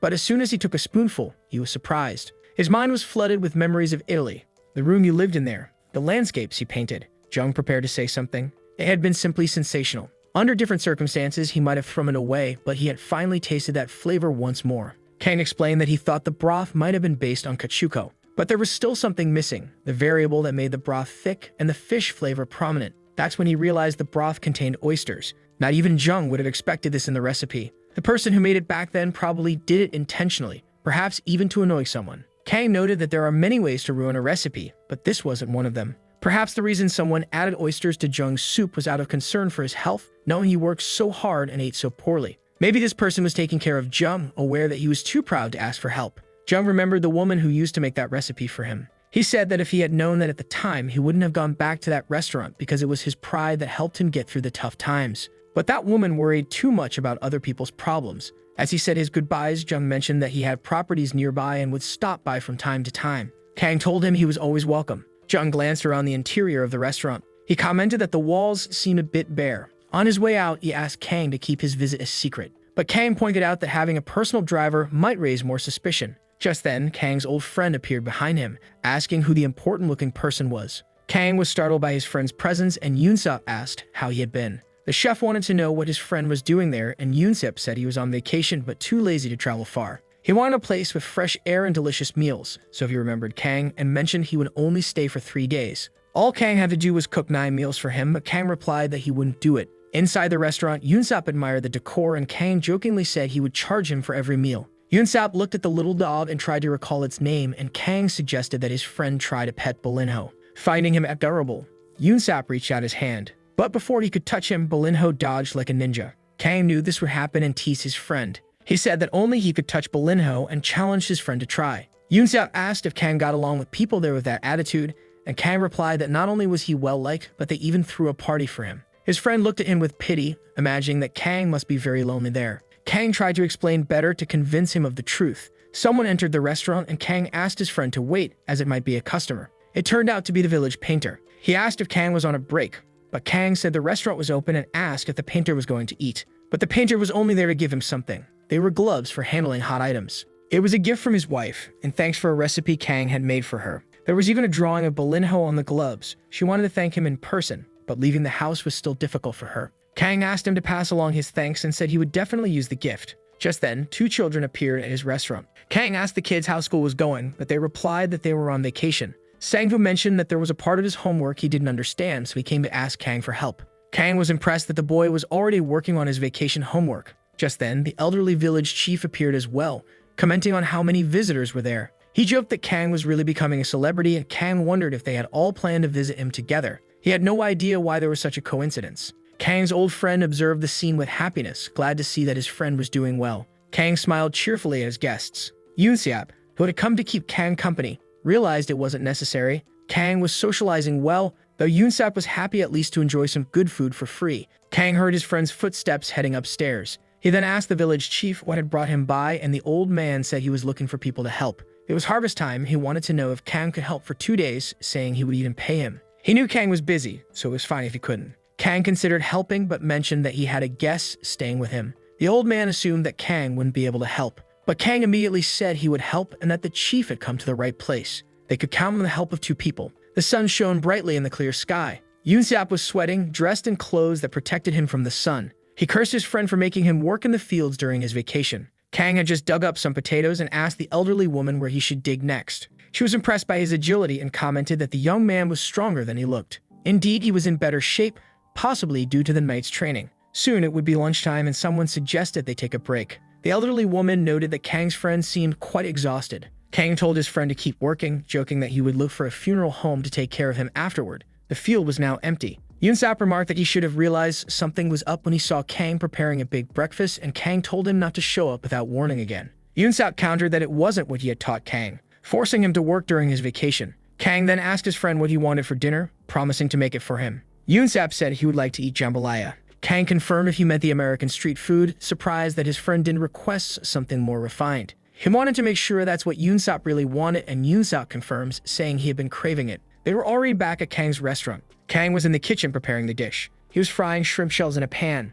Yoonsap asked why he was doing that, and Kang explained that it was to make a sauce, as it would be wasteful to discard them. He added that the shrimp heads gave a special flavor to the sauce made that way. While preparing the sauce, he was also grilling sausages in butter. Once they were ready, he added chicken, followed by the rice. Next came the vegetables and the sauce made from the shrimp. Finally, the whole shrimp were added and the pot was closed until everything was ready. The jambalaya was now complete, and Yoonsap asked if it was okay for Bolinho to eat it too. Kang reassured him that Bolinho had his own dog-friendly version. Kang then asked Yoonsap if he had always liked jambalaya, and Yoonsap said that Kang probably didn't remember. It was the dish Kang made for him the first time he visited Kang's home. Indeed, Kang didn't remember that. Yoonsap had wanted to eat out, but Kang insisted on cooking, even though there weren't many ingredients at home that day, and yet he had made something incredible. Moreover, something else had left a lasting impression on him. That dish was so good, even the rice was exceptional. The seafood and vegetables were all perfectly seasoned, tasting better than anything they could have bought that day. Even after all this time, the recipe was still amazing. Whether it was back then or today, it remained perfect. That's why, Yoonsap said, Kang was destined for success. He had known since that time that Kang would become a standout chef, and he was certain that soon his friend would regain his full sense of taste. Then Kang revealed to him that his sense of taste had already returned. Yoonsap asked how it happened, but Kang explained that it had been a while, though his sense of taste hadn't fully returned. It seemed that moving to the countryside to de-stress had really worked wonders. Hearing this good news, Yoonsap wondered if Kang would return to the capital. However, Kang wasn't sure yet. Initially, he had been afraid to go back, but now he had grown fond of his life there. Yoonsap noticed the way Kang responded and told him not to rush things since his sense of taste was still gradually returning. But he suggested celebrating his friend's progress with a beer. Kang smiled, expressing his gratitude for Yunsop's support, so they toasted to the good news. They then talked about everything that had happened to Kang since he moved to the countryside, including the banquet they held in his honor. The next day, Kang found himself in another place. He was practicing with a wooden sword. His fencing lessons were ongoing. The knight easily disarmed him but praised his pupil, noting that Kang could now endure longer training sessions and was much more resilient. In their current situation, Kang would last 5 seconds in combat against the younger knight, and Kang realized he'd be knocked out in that time. Even though it had been a month of lessons, he was still no match for the knight, who said he would use a bit more strength in the next round. Kang thought he could barely hold the wooden sword under these conditions. The knight got distracted by something in the forest, sensing a presence. A noise approached them. It was the wolf man, who commented that the knight had managed to notice his approach. Getting closer, he admitted that it was indeed impressive. Kang greeted the wolf man and Mona, and the knight asked if they were people he knew. Kang explained that it was the wolf man who had brought the invitation to the beastmen's village. The wolf man asked if there were still soldiers like the knight, to which the knight replied that the beastman had a fierce look. The knight then wondered if Kang could ask the beastman if he was interested in training with him, but Kang suggested that the knight ask himself. The knight said he could, but he didn't have a translation artifact like Kang, and the wolf man asked what the human was saying. Kang hadn't realized this before, and the knight asked if Kang had been understanding everyone thanks to an artifact. Kang had never really thought about it, and the knight pointed out that the wolf man must have a reason for being there. He said they were nearly done with training and could wrap up, but he wanted Kang to continue improving his stamina. Kang then asked why they had come, and the wolf man said that Mona wanted to visit, so he accompanied her. But he also wanted to know if Kang was learning fencing from the human, and Kang confirmed that he was. Kang explained that he started learning after sharing his food with the knight. The wolf man was silent for a moment before addressing Kang directly, who turned his attention to him. The wolf man mentioned that he had also received food from Kang once, and that Kang had brought food to their village. 2 favors. Now it was his turn to return the kindness, but Kang tried to say it wasn't necessary. The wolf man insisted that this was his repayment and that he would teach Kang the beastman's martial art. Kang, feeling overwhelmed, said that fencing was already a lot, and the wolf man asked if he was underestimating the beastman's martial art. Caught off guard, Kang quickly said he couldn't wait to start his lessons, and the wolf man said they could begin immediately. This was the most powerful martial art on Earth, and they would start with the basics. Kang was apprehensive, knowing how much fencing already made him suffer. The wolf man instructed him to crouch down. The basics began with learning to walk on all fours. He would have to walk like that to the top of the hill. A new kind of suffering awaited him. Discreet rays of light filtered through the window of Kang's room. He lay in bed with Bolinho keeping him company. Bolinho was sound asleep, nestled against his friend. Meanwhile, Kang's entire body ached and he didn't even want to get out of bed. But he began stretching as soon as he got up. If it weren't for Bolinho's help, he wouldn't have been able to get out of bed that day. Bolinho's saliva seemed to have some property that helped eliminate pain. Kang only hoped that saliva would also help him regain the dignity he felt he had lost. Already in the kitchen, he began organizing things for the day. Kang suddenly remembered that the beastmen didn't use spices, and he wondered if the concept even existed in their world. However, it seemed that the knight knew the basics about spices, and it was just the beastmen who lacked that knowledge. Eating the way they did felt like an insult to the ingredients, and he thought about gifting them some sauces, but he knew he couldn't keep giving them sauces every time they ran out. Ideally, they would find spices in their own world. At that moment, a brilliant idea struck him. In the knight's village, there must be some spices. He decided to go there and talk to him. Upon arriving, the guards gave him a grand reception as the friend of their captain. Kang hadn't expected such a pompous welcome, and it seemed that the knight had been waiting to do this. The knight explained that he had actually just been training his soldiers and had them put on this display, which Kang found a bit of an abuse of power. The knight said that they had a deep connection, yet Kang had chosen to visit the beastmen's village first. But he assured Kang that he would treat him well. Kang asked if all these soldiers were under his command, and the knight confirmed they were. Kang expressed surprise at the knight's high rank, but the knight said it was too early to be impressed, as there was more to see. A mage approached and asked if this was the person they had been talking about. The knight confirmed it to Roman, who commented that he didn't do favors for just anyone. Kang was impressed by the mage's cloak, staff, and overall appearance. It was clear he was a real mage. Ronan greeted Kang and welcomed him to the territory of Robentus. He introduced himself as a mage and offered to put on a fireworks display for him, which left Kang completely fascinated. Fire started to shoot from his staff, rising into the sky. It was true magic. Kang's eyes sparkled at the display. However, he wasn't as surprised by the demonstration as the mage had expected. In his mind, he had expected something more. The mage noticed Kang's lack of surprise and asked if he had seen magic before, remarking that it was what he'd expect from a friend of the night. To Kang, magic didn't compare to real fireworks. Now inside the village, Kang was getting to know it better. He had changed clothes as his usual attire would attract too much attention in that place. The market stretched along the street, and the knight told him to take his time exploring. He mentioned he would be meeting with the lord of the area and would return later to join him for a festival in the evening. Kang was impressed by the variety of items available in the market.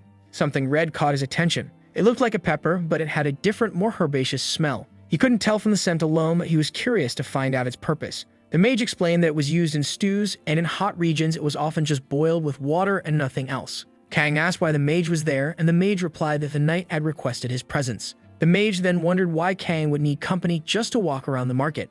But after observing Kang, he realized the knight had been right to ask for the favor. Kang didn't quite understand, and the mage asked if he needed that item. He told the vendor to set some aside for the young man. Kang tried to decline, but the mage insisted, saying he had more money than he needed. Kang was handed the item in a bag and was very pleased, which the mage found more interesting than his reaction to the magic. In the square, there was a large and beautiful fountain. Kang expressed his gratitude for everything, and the mage explained that he rarely spent money as he was usually absorbed in his research. With all these spices, Kang hoped to create new recipes, and the mage wanted to know why he needed so many. Kang explained that he wanted to study them, and the mage wondered if he was going to write a thesis. But Kang clarified that it wasn't anything that complex. He just wanted to help his friends enjoy their meals more. Since the spices were different, he wanted to understand them first. The mage then understood why a white wolf accompanied this young man. Kang asked if the mage wasn't hungry after all that walking. He had opened one of his bags containing food and offered it to the mage. He explained that they were pancakes, and the mage, though not hungry, decided to try one out of politeness. After all, the last time he had eaten was 4 days ago. But as soon as he tasted it, his expression changed completely. He had thought it would be like bread, but it was entirely different. Even though he didn't know what kind of vegetable was in it, the aroma was familiar and comforting. The texture of the pancake was perfect, and the mage eyed the suitcase eagerly. He asked if he could have more, and Kang told him he could eat it all. The mage realized he couldn't even remember the last time he ate something for the pleasure of it. Kang observed that the mage seemed quite hungry and asked if he wanted another suitcase of food. Curious, Kang asked why the mage needed company to walk through the market. The mage explained that it was because of thieves. They're the lesser evil around here, the mage noted. Bolinho began to grow agitated, which caught Kang's attention. The mage explained that white wolves were considered a sacred species in their folklore, but not everyone believed them to be holy, especially those who claimed to believe in God.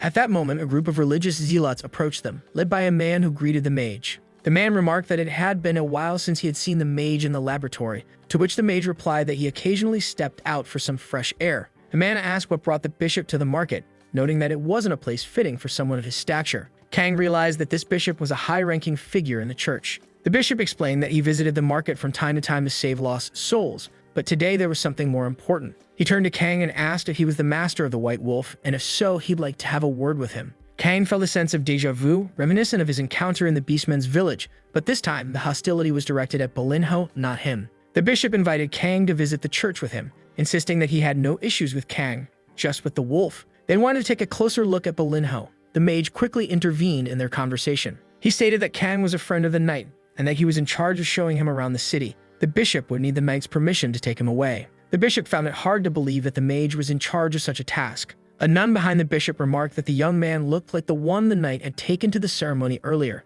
They advised caution regarding the situation, while Bolinho continued to growl. The bishop decided to change the subject, lamenting that Kang already had other commitments. As they left, he mentioned that they could talk at another time if possible. The mage's staff, which had been glowing, returned to normal. He then remarked that he had done his job as Kang's bodyguard, adding that nothing good ever came from fundamentalists. Kang realized that the mage had used magic to intimidate them. Concerned, Kang asked if the mage was exhausted from the fireworks earlier, thinking the old man might collapse any moment now. The mage explained that the fireworks had indeed taken a lot out of him as they required great skill, but he assured Kang that he'd explain how things work later. Time passed, dusk settled in, and the knight returned, asking if Kang was okay. Kang's ears were bleeding slightly from listening to the mage talk non-stop for 3 hours. Kang assured him that he was fine and inquired about the people celebrating nearby. The knight explained that they were the same soldiers from earlier, and he hadn't forced them to be there. The mage added that the soldiers were curious about Kang, because the knight was taking care of him. That's why Kang had felt like he was being watched the whole time.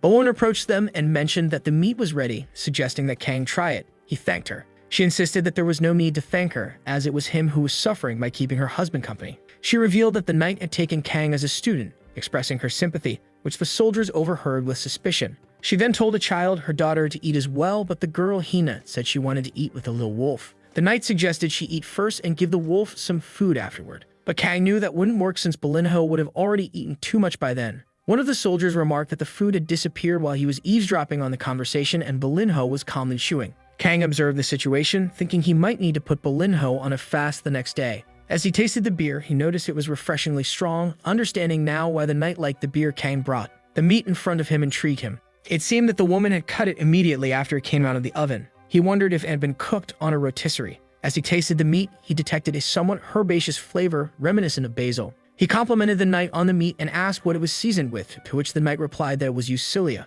Kang remembered buying that earlier, and the knight mentioned that it was a spice from far away, not sold in all parts of the village. Kang asked if Eucelia could be found in the forest, but the knight informed him that there wasn't much in that forest that was edible. Kang was overly optimistic in thinking that there would be many plants and spices to discover in the forest. Realizing he couldn't provide spices indefinitely, he felt like he was back at square one. Knight asked if he intended to introduce these spices to the Beastmen's village. Knight acknowledged the limitations they might face due to the scarcity of spices, but began brainstorming a solution with Kang. He mentioned that it had been 100 years since trade with them had ceased. However, considering it was Kang, reopening trade might be possible again. Knight said he would discuss this matter with the lord of the territory. Kang now felt that the situation was becoming much more complicated than he anticipated.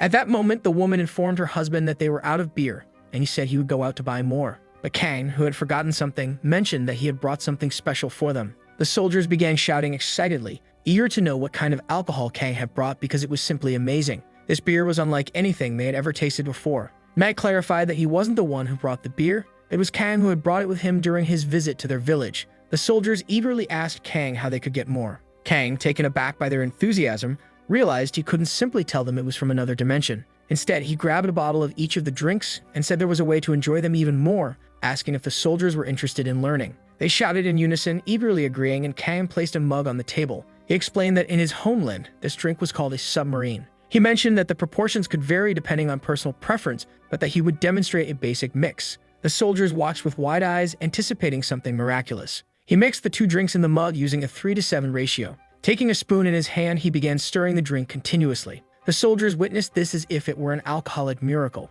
Once he finished, he invited them to taste it. The soldiers went wild, asking what kind of skill that was and begging Kang to become their drinking buddy. Kang never imagined he would use something Yunsap had taught him, but he was glad he had learned it. The soldiers acknowledged that the mixed drink was even better and wanted to try it in different proportions as well. Kang suddenly found himself becoming the MVP of the night, so he introduced another drink to them that evening. Before long, there wasn't a soldier left standing.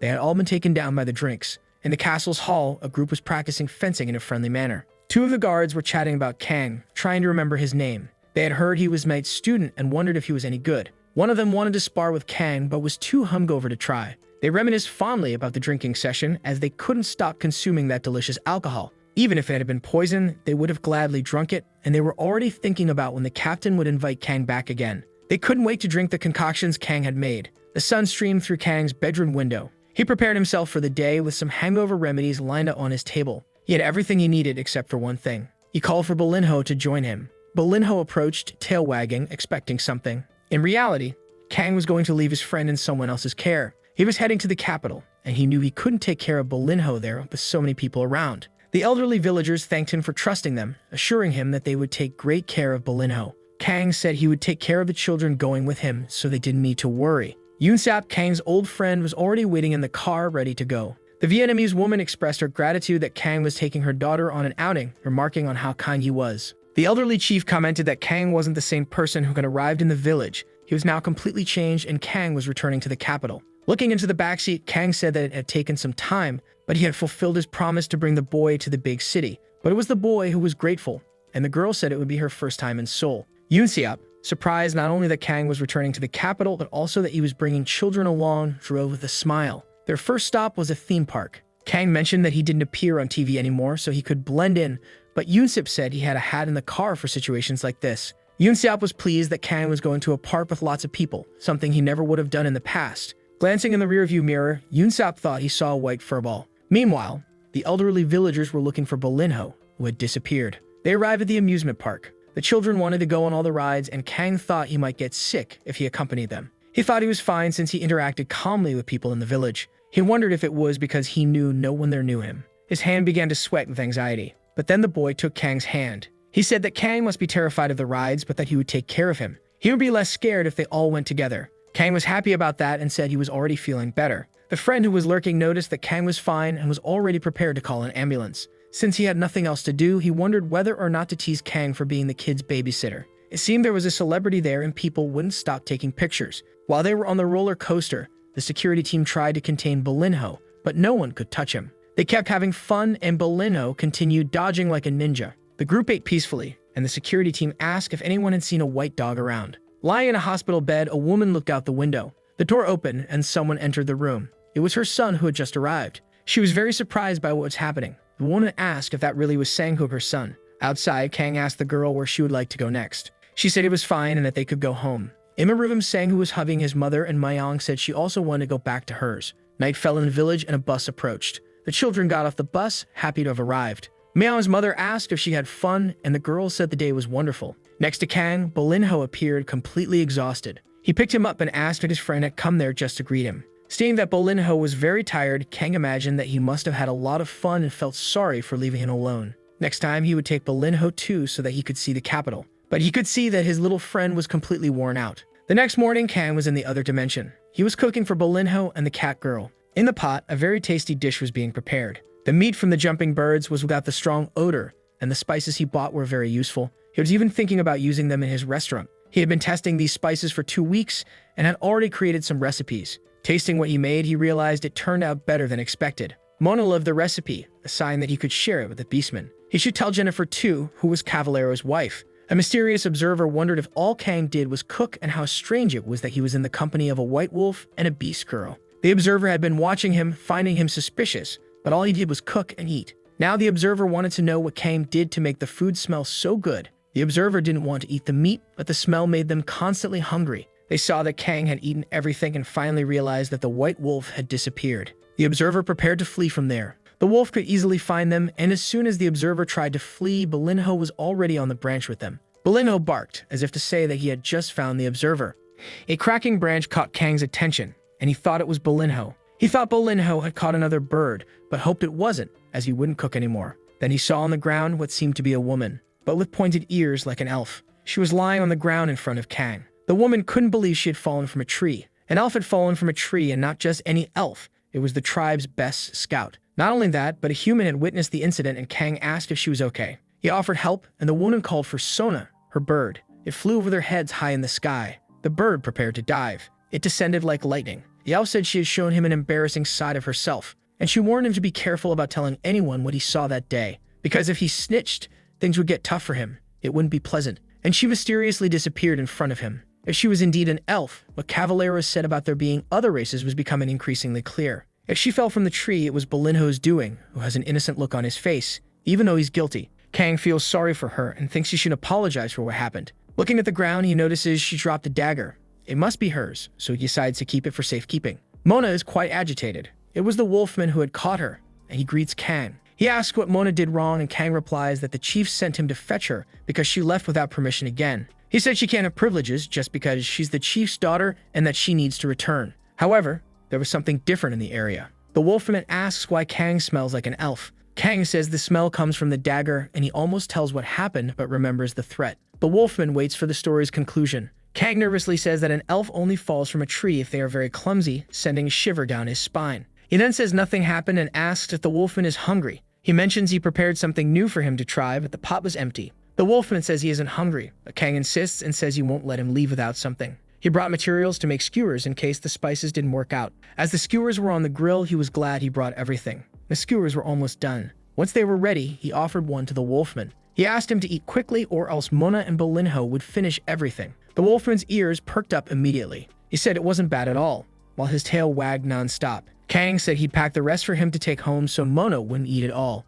In the middle of the forest, the elf was with her bird. She knew only the human and the wolf saw her fall, and if they kept quiet, everything would be fine. They didn't seem like the type to talk much. The wolfman appeared and said she didn't even try to hide, and he knew she was watching Kang. He asked the scout what she wanted there. She said she came to find out what the commotion in the forest was about since it was a point where 3 races could meet. It was a neutral area, and it wasn't good for conflicts to happen there. The wolfman said Kang was a friend of the beastman, and she should stop being so suspicious. Just by looking at his muscular body, the elf knew the wolfman was formidable. Now she needed to understand why the wolfman was protecting that human and what it was he held so firmly in his hand. She said she would keep an eye on him as long as he didn't act suspiciously. In Seoul, life continues as usual. One of the famous women was going to talk to her manager. He said she should be in a production, but the girl said she was on a break and needed to get something from the car. He opened the car while messing with his phone. She asked if it was insurance related, but it was just some money Kang had transferred to him for the ride. The girl said Kang was quite different from the rumors about his personality. But as a celebrity, she was used to not believing in rumors.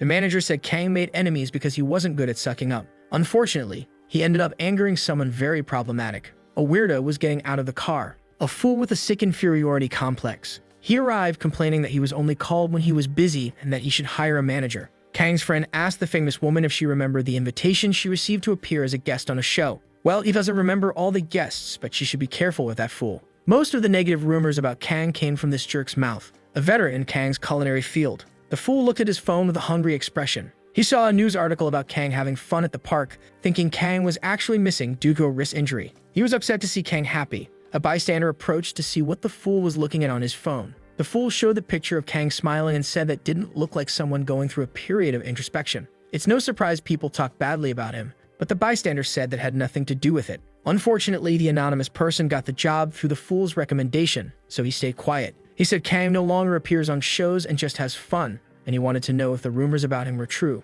He had lost his sense of taste, even though they said he had stepped away due to a wrist injury. The fool asks where he heard that gossip. He learned it from a friend who worked with Kang, and the fool was delighted to know that. The extra felt uneasy about having shared sensitive information with the fool. A guy from production asks everyone to get ready for the start of the recording. The extra asks them to hurry up, but the fool is deep in thought. There will be a chef competition on the 100th episode, and several chefs have been invited. The fool can't wait for it to happen because he wants to crush Kang. Outside the restaurant, the sun illuminates the lawn. Inside, it seems there's a familiar customer. It was the artist who praises Kang's skills because the pizza was wonderful. He's happy to live nearby so he can eat good food easily, but Kang says he should be the one to thank. The painting he received was a great gift and should be in a museum, not in a restaurant. The artist says it was nothing and that he'd like to have another Vongol. Kang says he'll prepare it but notices something. Yoonseop was calling him at that moment. As soon as he answers, his friend asks if he's going to participate in that show. But Kang doesn't even know what it's about. Since he doesn't know, he asked his friend not to go on the internet and hung up the phone.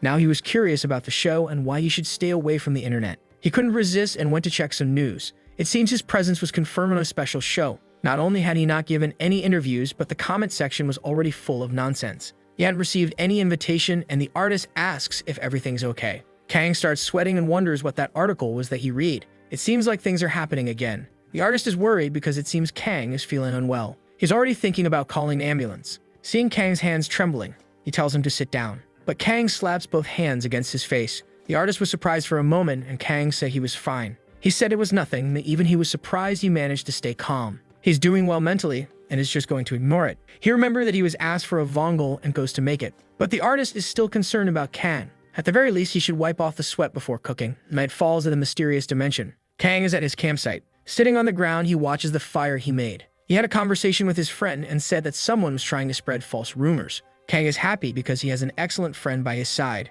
Still, all of this was very exhausting. Bolinho just returned and Kang asks if he was out hunting. He has a bird in his mouth and Kang says it was a small catch by his standards, but that bird looked familiar. The elf screams desperately for her bird. She's there in the clearing with him now. Kang kneels down and takes the opportunity. He apologizes for what Bolinho just did, but the elf says she's also at fault for not being careful. But it's incredible that a human can even see that bird. She confirms if he can see it, and Kang says he can. He says he can perfectly see the sorry state it's in. She still finds him very suspicious, and Kang says he has something to give her. It was her dagger, and he said he found it on the ground the last time they met. She had been looking for it, and now she's starting to think Kang might not be a bad person. He asked if she didn't want to eat something before leaving since he had plenty of meat, but the elf said she doesn't eat meat, and she was on patrol, so she needed to head back soon. But he said that since she came all the way there, she might as well eat something before going back, and she found him insistent. Kang decides to make a small snack for her, without meat. He has the perfect idea for it. The elf realizes he wants her to eat it. She begins to cook that thing, which at first looks quite ugly. She doesn't want to eat it, but Kang says that was just the outer layer. To prevent the contents from burning in the fire, inside was a baked potato, and camping without potatoes isn't camping. He spread some butter on it. After handing it to her, he said she could take some home if she wanted. She tries a bit of the potato. To her surprise, it was quite delicious. The subtle flavor and sweetness were perfect for her palate. She thought human food would be bad, and Bolinho is devouring his potatoes. She wants to know what fruit that is and if he cultivated it himself. Kang was distracted and didn't pay attention to her question, but he quickly snaps back to reality and asks her to repeat it. He had spaced out for a moment. She asks if there's something on his mind now. She says that part of her job is to observe him, and he always makes that expression when he's worried. He says it's not exactly worry. In fact, he's exhausted. He explains that rumors about him have spread, and he always ends up being hated because of lies. He wanted to hide in the forest and never leave, just to escape from that judgment.